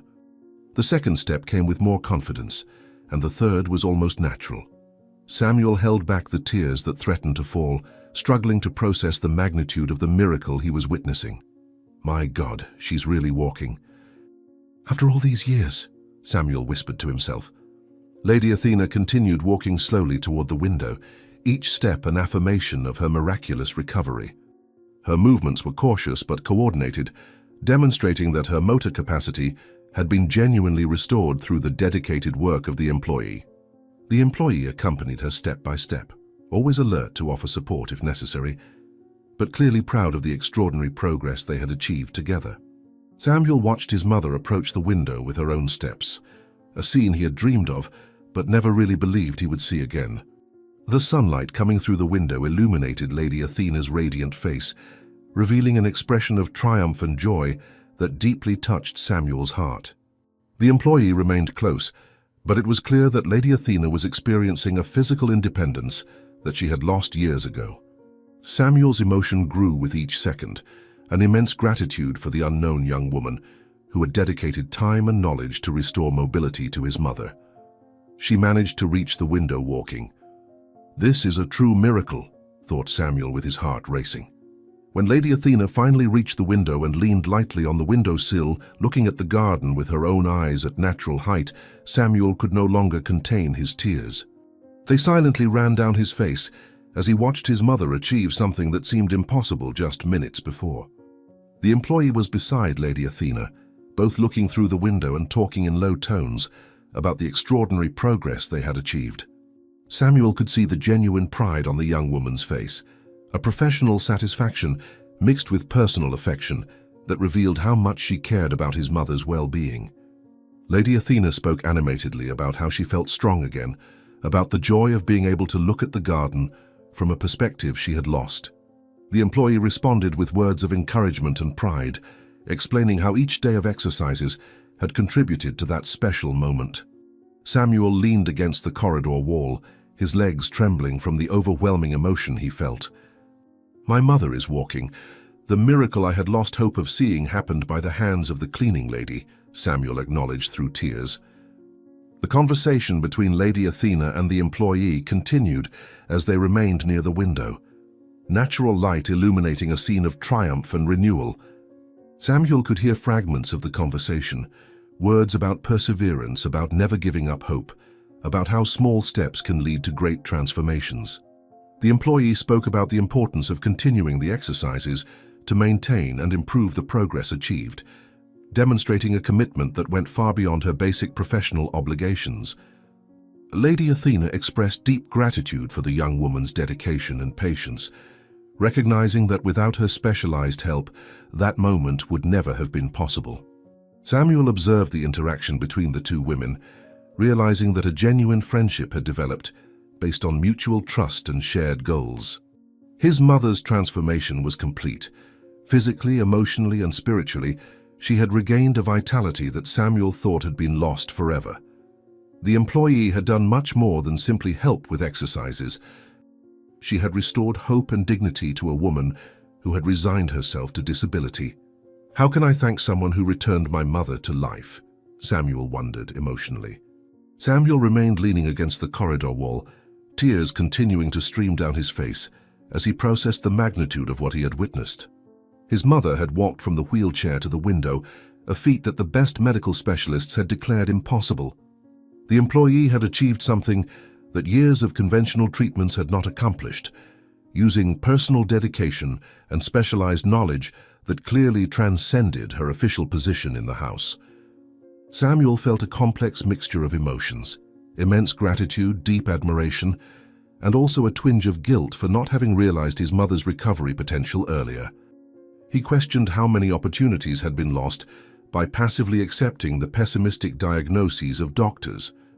The employee had seen possibilities where others saw only limitations, had invested time and energy in someone society considered a lost cause. Samuel observed the two women chatting animatedly near the window, a scene of humanity and compassion that touched him deeply. This woman is an angel in disguise. "She saved my mother when I had lost all hope," Samuel concluded with overwhelming gratitude. The session in the room began to end, with the employee carefully helping Lady Athena return to her wheelchair. The movement back was executed with the same precision and care that had characterized the entire session, the employee ensuring that Lady Athena did not become excessively tired or hurt herself. Samuel observed how each gesture of the young woman revealed professional experience and genuine concern for his mother's well-being. Lady Athena sat in the chair with a radiant smile, her posture more erect and confident than Samuel had seen in years. The employee discreetly organized the room, repositioning furniture so that everything would appear normal if someone entered unexpectedly. Samuel realized that these sessions had been happening in secret, probably to protect both his mother and the employee herself from possible complications. The dedication and risk that the young woman had taken to help his mother impressed him deeply. The transformation he had witnessed was the result of consistent work, infinite patience, and specialized knowledge applied with genuine love. "She risked her job to help my mother. What kind of person does this for a stranger?" Samuel reflected in amazement. Samuel remained in the hallway for a few more minutes, watching the employee finish tidying the room and prepare to continue her normal cleaning activities. Mrs. Athena remained seated in her chair, but there was a renewed energy in her posture, a vitality that completely contrasted with the melancholic resignation that had characterized her before. The employee discreetly checked if everything was in order, ensuring there were no obvious signs of the physiotherapy sessions that had occurred. Samuel admired the young woman's discretion and professionalism, qualities that revealed exceptional maturity and responsibility. The final conversation between the two women was filled with mutual affection and plans to continue the rehabilitation work. The employee promised to return the next day to continue the exercises, demonstrating a commitment that transcended any professional obligation. Mrs. Athena expressed gratitude and determination to continue progressing, her voice carrying a hope that had been absent for a long time. Samuel knew he had witnessed something extraordinary, an example of human dedication that would forever change his perspective on kindness and compassion. "I need to meet this extraordinary woman and thank her for the miracle she performed," Samuel firmly decided. Samuel's emotions were intense and contradictory as he remained hidden in the hallway, processing everything he had witnessed. His mother was walking, a fact that still seemed unreal despite having seen it with his own eyes. The employee had achieved in a few weeks what years of conventional medical treatments had not accomplished. Samuel felt deep gratitude mixed with curiosity about who this extraordinary young woman was who had transformed his mother's life. He questioned her background, her motivations, why she had decided to help a stranger, even at the risk of losing her job. The dedication shown by the employee revealed an exceptional character, a genuine compassion that deeply impressed him. Samuel knew he needed to find a way to express his gratitude, but also to ensure that his mother's progress continued properly and safely. The scene he had witnessed would forever change his understanding of recovery possibilities and the power of human dedication. "My mother is walking. The miracle that I had lost hope of seeing happened through the hands of the cleaning lady," Samuel repeated mentally, tears continuing to flow as he absorbed the magnitude of that transformative moment. Samuel pressed even more firmly against the cold wall of the corridor, his legs trembling not only from emotion, but also from the shock of discovering that he had completely underestimated his mother's recovery potential. For years, he had passively accepted medical diagnoses that declared her condition irreversible, resigning himself to caring for a woman who would remain dependent forever. Guilt began to mix with his gratitude, a bitter sensation that perhaps he could have done more, investigated other possibilities, sought alternative treatments. Now faced with incontestable evidence that recovery was possible, Samuel questioned how many opportunities had been lost due to his own lack of hope. The employee had seen possibilities where all specialists saw only permanent limitations, had invested personal time and professional knowledge in someone whom society considered a lost cause. Samuel observed through the half-open door how his mother chatted animatedly with the young woman, a vitality in her eyes he hadn't seen in years. "How could I so easily accept that she would never walk again. This woman proved the doctors were wrong, Samuel reflected, with a mixture of relief and self-recrimination. The transformation Samuel had witnessed completely transcended his most optimistic expectations about his mother's future. He recalled the past few years, thinking of all the times he had visited Mrs. Athena, and found her resigned to her wheelchair, seemingly accepting of her physical limitation. Now he understood that perhaps she too had lost hope, accepting her condition as definitive because everyone around her had done the same.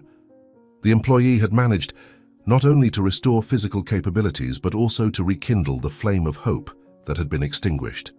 Samuel realized that the miracle he had witnessed was the result of a unique combination of technical knowledge, personal dedication, and most importantly, the refusal to accept limitations as definitive. The young woman had risked her job, had invested extra time without compensation, had applied professional skills that she clearly possessed to transform the life of a stranger.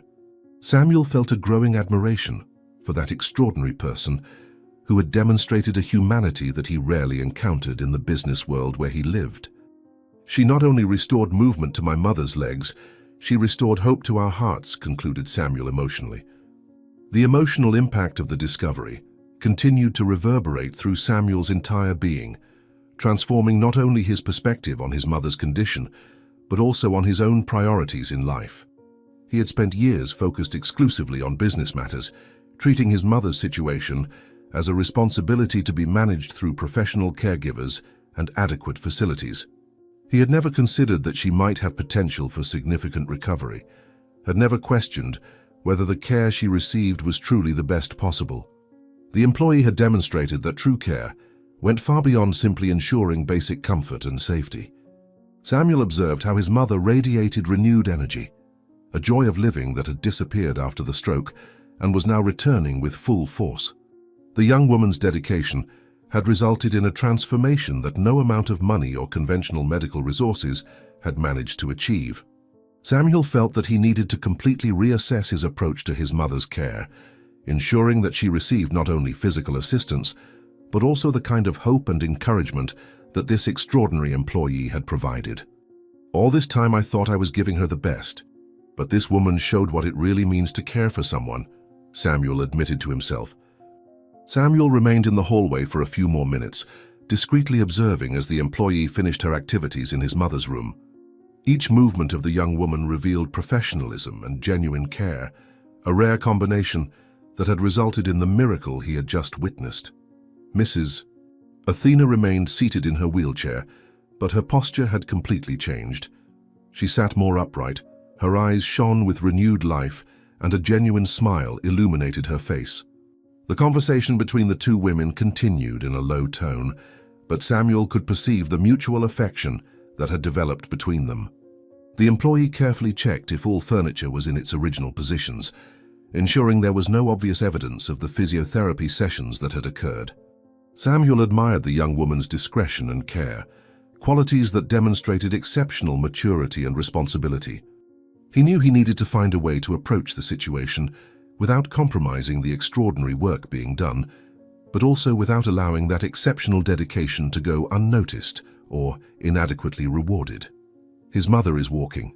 The miracle he had lost hope of seeing happened by the hands of the cleaner, echoed in his mind, while tears of gratitude and disbelief continued to flow down his face, forever marking that moment as a turning point in his life and that of his family. Samuel could no longer contain his emotions and decided to enter the room, his tears flowing freely as he carefully opened the door. Maya was startled to see him appear unexpectedly, her eyes widening with surprise and concern upon realizing she had been discovered. Mrs. Athena looked at her son with a mixture of joy and apprehension, knowing the moment had come to reveal everything that had happened in recent days.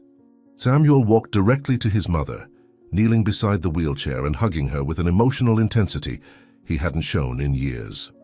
Maya remained standing nearby, nervous and uncertain about how to react to the situation, fearing the consequences of her discovery. "Mother, I saw everything. I saw you walking. How was this possible?" asked Samuel through his tears. Mrs. Athena held her son's face between her hands, drying his tears as she began to tell the whole truth about the past few days. She explained how Maya had noticed her residual movement capacity and had risked her job to help her regain mobility. Samuel listened to every word with increasing attention, his admiration for the employee growing with each revealed detail. Mrs. Athena spoke about Maya's tireless dedication, about how she arrived earlier and stayed later to have enough time for rehabilitation exercises. Maya remained silent, her hands trembling nervously as she waited for Samuel's reaction to the complete revelation of the situation. "Son, this girl is an angel. She never asked for anything in return.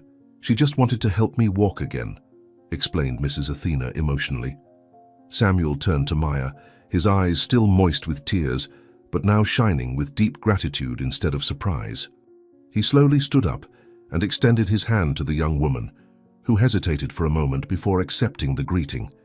Samuel held Maya's hand between his, conveying through the touch all the emotion he felt for her dedication to his mother. Maya lowered her eyes, clearly uncomfortable with the attention, but Samuel insisted on expressing his gratitude. He spoke about how he had lost all hope of seeing his mother regain any mobility, and how Maya had made possible a miracle he thought was impossible. The emotion was palpable in the room, three people connected by a moment of pure humanity and extraordinary transformation. "Ms. Maya, how can I thank you for what you did for my mother? You gave her life back," said Samuel with a choked voice. Maya finally found the courage to speak, her trembling voice revealing both her professional background and her desperate personal situation. She told Samuel that she was a trained physiotherapist, but had lost her previous job due to an injustice, being forced to accept work as a cleaner to support her family. Samuel listened with growing interest and compassion as Maya explained her true profession and the circumstances that had brought her to that house. Maya talked about her experience in neurological rehabilitation and how she couldn't ignore the signs that Mrs. Athena had potential for recovery. Her words revealed not only technical knowledge, but also a genuine passion for helping people regain their independence and dignity. Samuel began to understand that his mother's recovery hadn't been luck, but the result of qualified professional intervention applied with exceptional dedication. "I'm a trained physiotherapist, Mr. Samuel. I couldn't ignore that your mother could improve," Maya confessed nervously. The conversation took an even more emotional turn when Maya revealed the true reason why she had accepted that cleaning job. Her words came out broken by emotion as she spoke about her mother, Margot, who was hospitalized in critical condition. Maya explained that Margot urgently needed heart surgery that cost a fortune, and without the procedure, she would die within days. Samuel listened in horror as Maya described how she had accepted any available job to try to raise money to save her mother. The irony of the situation wasn't lost on anyone present. Maya was trying to save Samuel's mother, while her own mother was dying for lack of resources. Mrs. Athena held Maya's hand, her own tears flowing as she understood the sacrifice the young woman had made. "My mother is dying in the hospital. I need the surgery to save her. That's why I accepted this job," Maya revealed, crying. Samuel felt his heart break as he understood the magnitude of Maya's sacrifice. She had dedicated time and energy to saving his mother, while her own mother withered away in the hospital due to lack of resources for the necessary treatment. Maya's generosity and altruism impressed him deeply, revealing an exceptional character that transcended her own desperate needs. Samuel thought about all the resources he possessed, how the money needed for Maya's mother's surgery represented an insignificant amount compared to his personal fortune. The guilt of having so much while Maya struggled to get the basics to save her mother weighed on his shoulders like an urgent moral responsibility.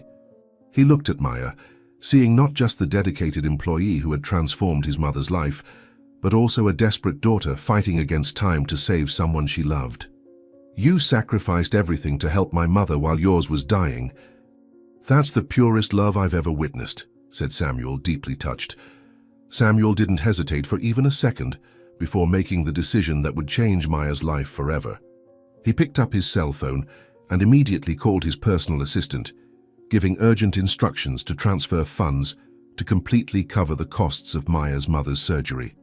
His voice was firm and determined as he spoke about values, deadlines, and necessary administrative procedures. Maya watched him in disbelief, unable to fully process what was happening.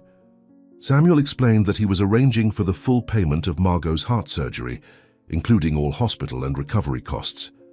Maya's emotion was overwhelming, her legs trembling as she tried to comprehend that her mother would be saved.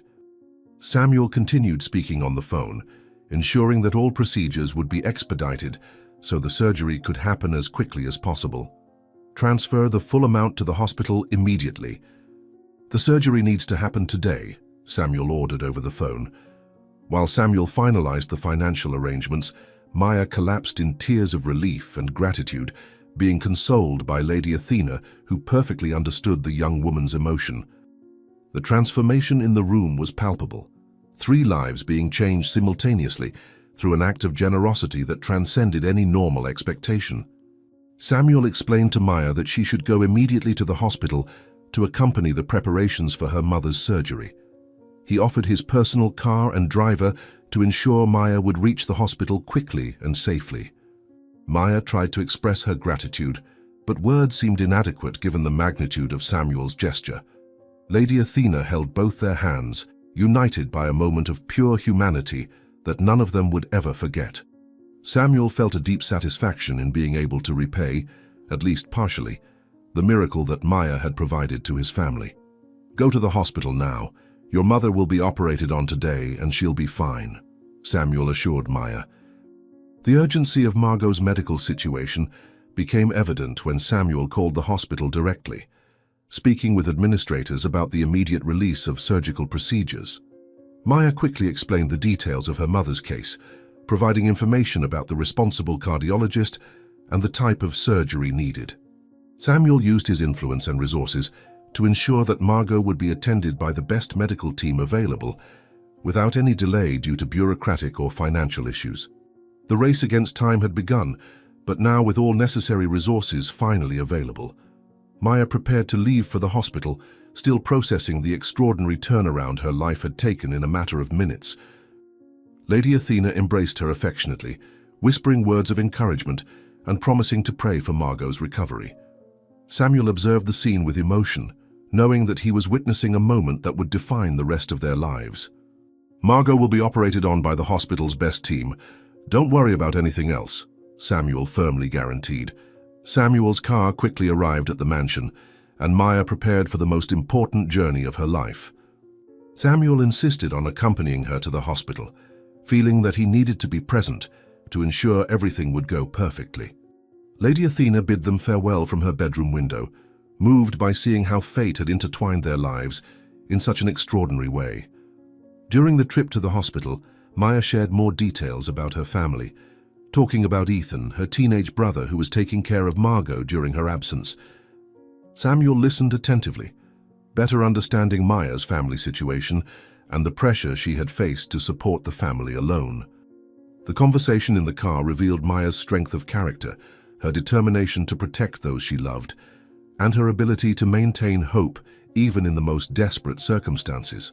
Samuel felt a growing admiration for that extraordinary young woman who had transformed personal tragedy into motivation to help others. "Ethan must be terrified at the hospital. He's just a teenager facing the possibility of losing our mother," Maya said worriedly. When they arrived at the hospital, Maya rushed toward the cardiac unit where Margot was hospitalized, followed closely by Samuel, who took charge of resolving all administrative matters. Ethan was sitting in the waiting room, his red eyes revealing hours of crying and worry. Maya hugged him tightly, quickly explaining about Samuel and how he had decided to pay for their mother's surgery. Ethan looked at Samuel with a mixture of gratitude and disbelief, unable to fully comprehend how a stranger had decided to save his family. The medical team approached to explain the surgery procedures, now that all financial issues had been resolved. Samuel introduced himself as responsible for the costs and ensured that Margot would receive the best treatment available.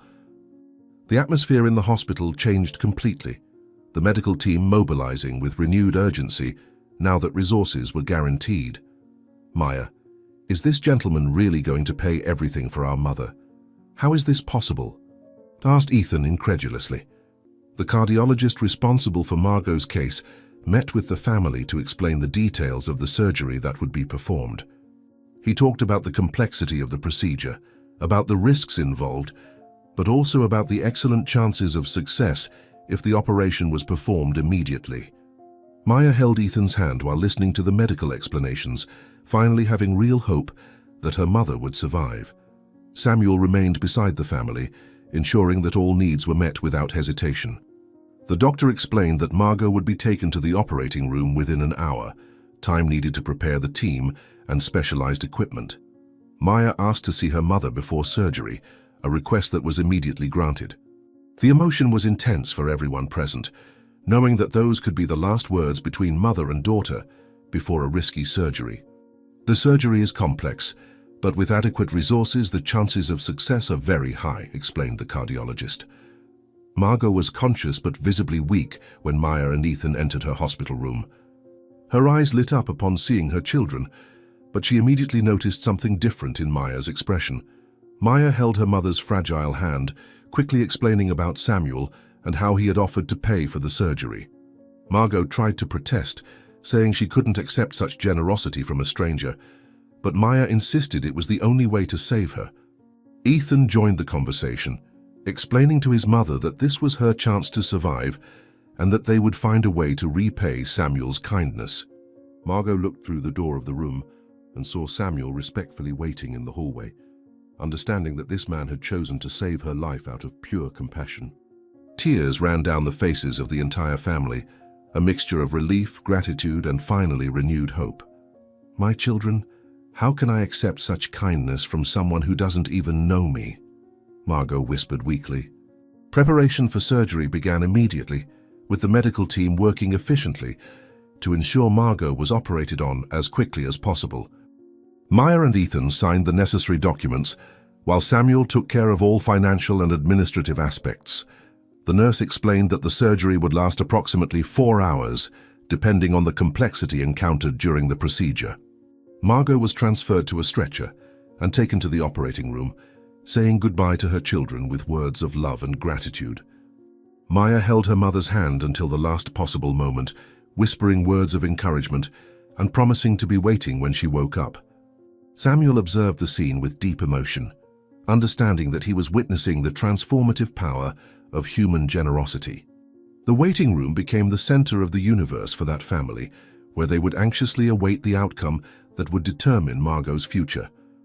"Don't worry, when I wake up, we'll be together again," said Margot as she was taken to surgery.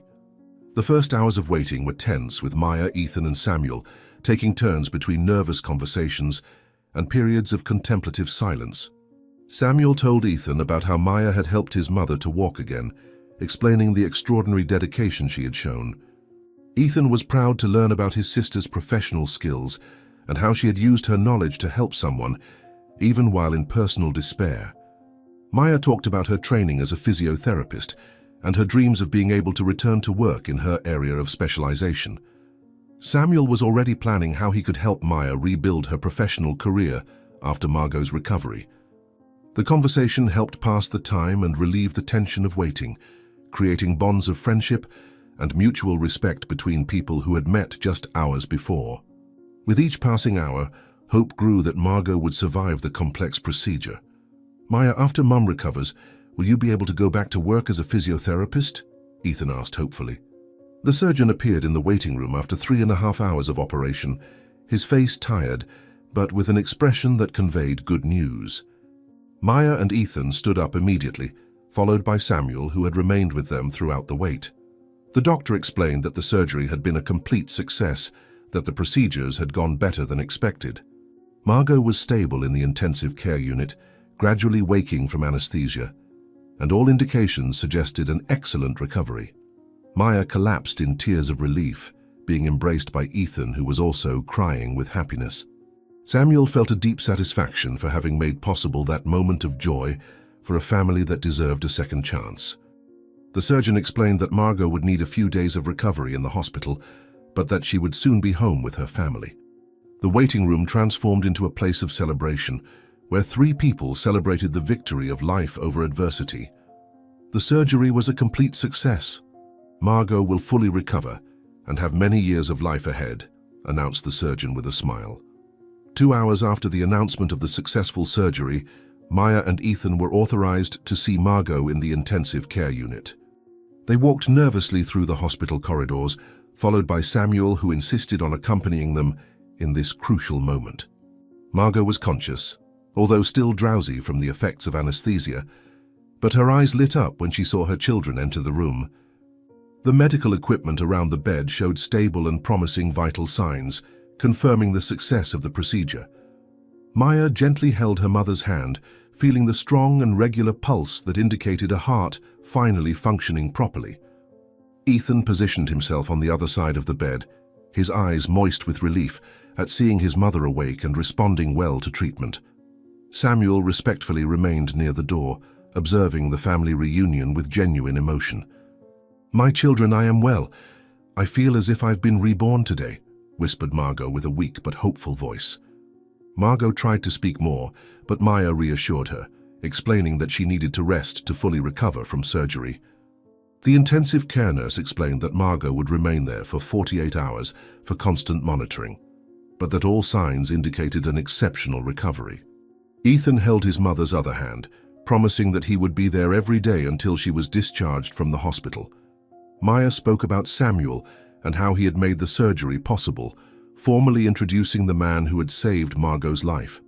Margot looked at Samuel with tears in her eyes, trying to find adequate words to express her infinite gratitude for his generosity. Samuel approached the bed, gently held Margot's hand and explained that anyone would do the same after witnessing Maya's dedication to her own mother. The emotion in the room was palpable, 4 people connected by extraordinary circumstances that had changed all their lives. "Mr. Samuel, how can I thank you for giving me a new chance to live?" asked Margot emotionally. During the following days of hospital recovery, Samuel visited Margot daily, always accompanied by Maya and Ethan. He brought fresh flowers and small gifts, but mainly offered his comforting presence during a period of vulnerability. Margot recovered quickly, surprising even the doctors with the speed of her improvement. Maya divided her time between caring for her mother at the hospital and continuing the rehabilitation work with Lady Athena at the mansion, a routine that Samuel had organized to ensure that both women received adequate attention. Ethan returned to classes, but spent every afternoon at the hospital, studying beside his mother's bed and talking about plans for the future. Samuel observed the family dynamics with admiration, impressed by the strength and unity they demonstrated even in the face of adversity. Each day, Margot grew stronger, more alert, and more grateful for the second chance she had received. "Each day that passes, I feel stronger. This family saved me in a way that goes beyond medicine," commented Margot. 1 week after surgery, Margot was discharged from the hospital, being taken home in a private ambulance that Samuel had arranged. Maya's simple house had been discreetly equipped with everything Margot would need for her complete recovery, including medical equipment and supplies that would ensure her comfort. Maya was moved to see her mother walk through the door of their home, something that seemed impossible just weeks before. Ethan ran to hug Margot, finally relaxing completely at having the family safely reunited again. Samuel had arranged for a nurse to visit daily to monitor Margot's progress and ensure that her recovery continued without complications. The transformation in the family's life was complete, from total despair to renewed hope and financial stability. Margot walked slowly but confidently around the house, amazed at her new reality. "Being home again is the best medicine I could receive," said Margot, smiling. During the following weeks, Samuel developed an idea that would permanently change Maya's life and allow her to return to the profession she loved.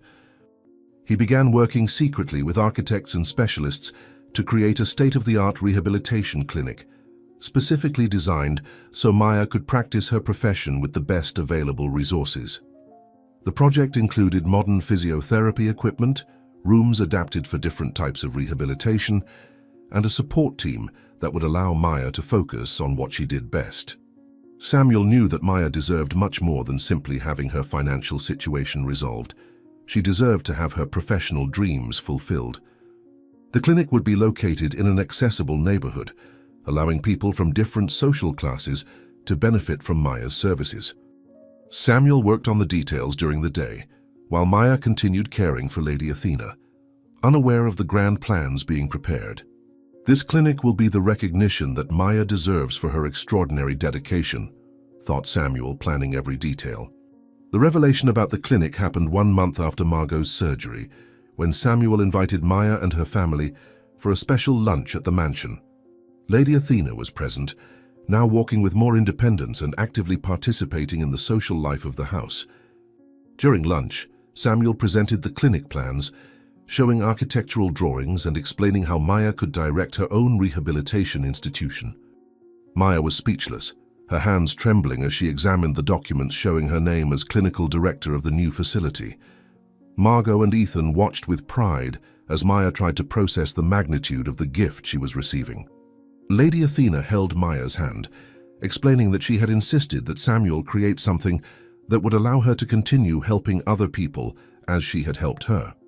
Maya's emotion was overwhelming, tears of joy streaming down as she understood that her professional dreams were becoming reality. "Maya, you deserve to have your own clinic to continue performing miracles in people's lives," said Samuel, handing over the symbolic keys. The construction and equipment of the clinic were completed in record time, with Samuel personally supervising every detail to ensure everything met the highest quality standards. Maya actively participated in the process, contributing her professional experience to ensure the spaces were functional and therapeutically effective. Margot, now completely recovered, visited the site regularly, proud of her daughter's successes and grateful to be able to witness this extraordinary transformation. Ethan helped whenever possible, learning about rehabilitation work and considering pursuing a career in healthcare. The clinic became a family project, with everyone contributing to create a space that represented hope and recovery for people facing physical challenges. Lady Athena also participated in the visits, offering valuable perspectives as someone who had directly benefited from Maya's specialized care. The inauguration was approaching, marking the beginning of a new phase in the lives of everyone involved.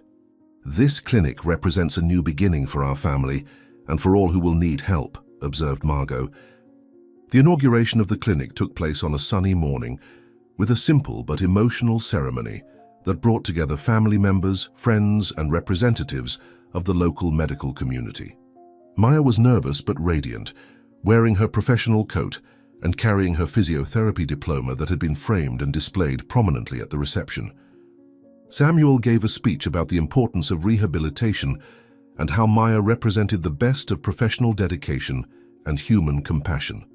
Margot and Ethan were moved to see Maya cutting the inaugural ribbon, symbolizing not just the opening of a clinic, but also the fulfillment of dreams that seemed impossible just months before. Lady Athena was the first official patient of the clinic, continuing her strengthening exercises under Maya's professional supervision in an appropriate environment. The local community welcomed the clinic with enthusiasm, recognizing that they would have access to high-quality rehabilitation services previously available only to people with significant financial resources. "Today we are not just inaugurating a clinic, we are opening doors to hope for many families," declared Maya emotionally. The first months of operation of the clinic exceeded all expectations, with Maya attending to patients of different ages and conditions, applying her experience and passion to help each person achieve their maximum recovery potential. Ms. Athena continued her rehabilitation program, now walking with almost complete independence and serving as inspiration for other patients facing similar challenges. Margot visited the clinic regularly, offering emotional support to patients and their families, sharing her own experience of recovery and renewal. Ethan began working part-time at the clinic, helping with administrative tasks, and discovering his own vocation for helping people in recovery processes. Samuel visited frequently, proud to see how his investment had transformed into an institution that benefited the entire community. The clinic became a center of hope, where families found not only medical treatment, but also understanding and emotional support. "Seeing so many people recovering their lives here fills me with pride and purpose," Maya commented during a break between appointments. 6 months after the clinic's inauguration, Ms. Athena had completely recovered her mobility, walking without assistance and actively participating in all domestic and social activities. Her physical transformation was accompanied by a complete emotional renewal. She had become a vibrant woman engaged with life again. Margot had also completely recovered from her heart surgery, stronger and healthier than she had been in years, actively participating in community life and helping other families facing medical crises. The friendship between the two families had deepened, with regular visits, shared celebrations, and a genuine bond that transcended the original circumstances of their meeting. Maya divided her time between the clinic and regular visits to Samuel's mansion, maintaining professional follow-up with Ms. Athena and enjoying the company of a family that had become very special. Ethan was thriving academically and seriously considering a career in medicine or physiotherapy, inspired by the transformation he had witnessed in his family's life.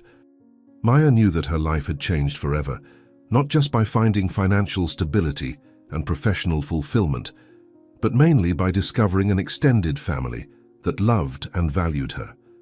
Samuel understood that his true wealth was not in his material possessions, but in his ability to make a difference in the lives of extraordinary people like Maya and her family, Margot and Ms. Athena had found not only physical healing, but also a profound friendship that would enrich the rest of their lives. Ethan had a bright future ahead of him, inspired by the examples of courage and compassion he had witnessed. Maya's clinic would continue to be a beacon of hope for countless families who would face challenges similar to those they had overcome. Now tell me in the comments where you're from and tell me, did you like this story? Then subscribe to the channel, leave your like and check out the next one waiting for you here on screen. I'll see you there.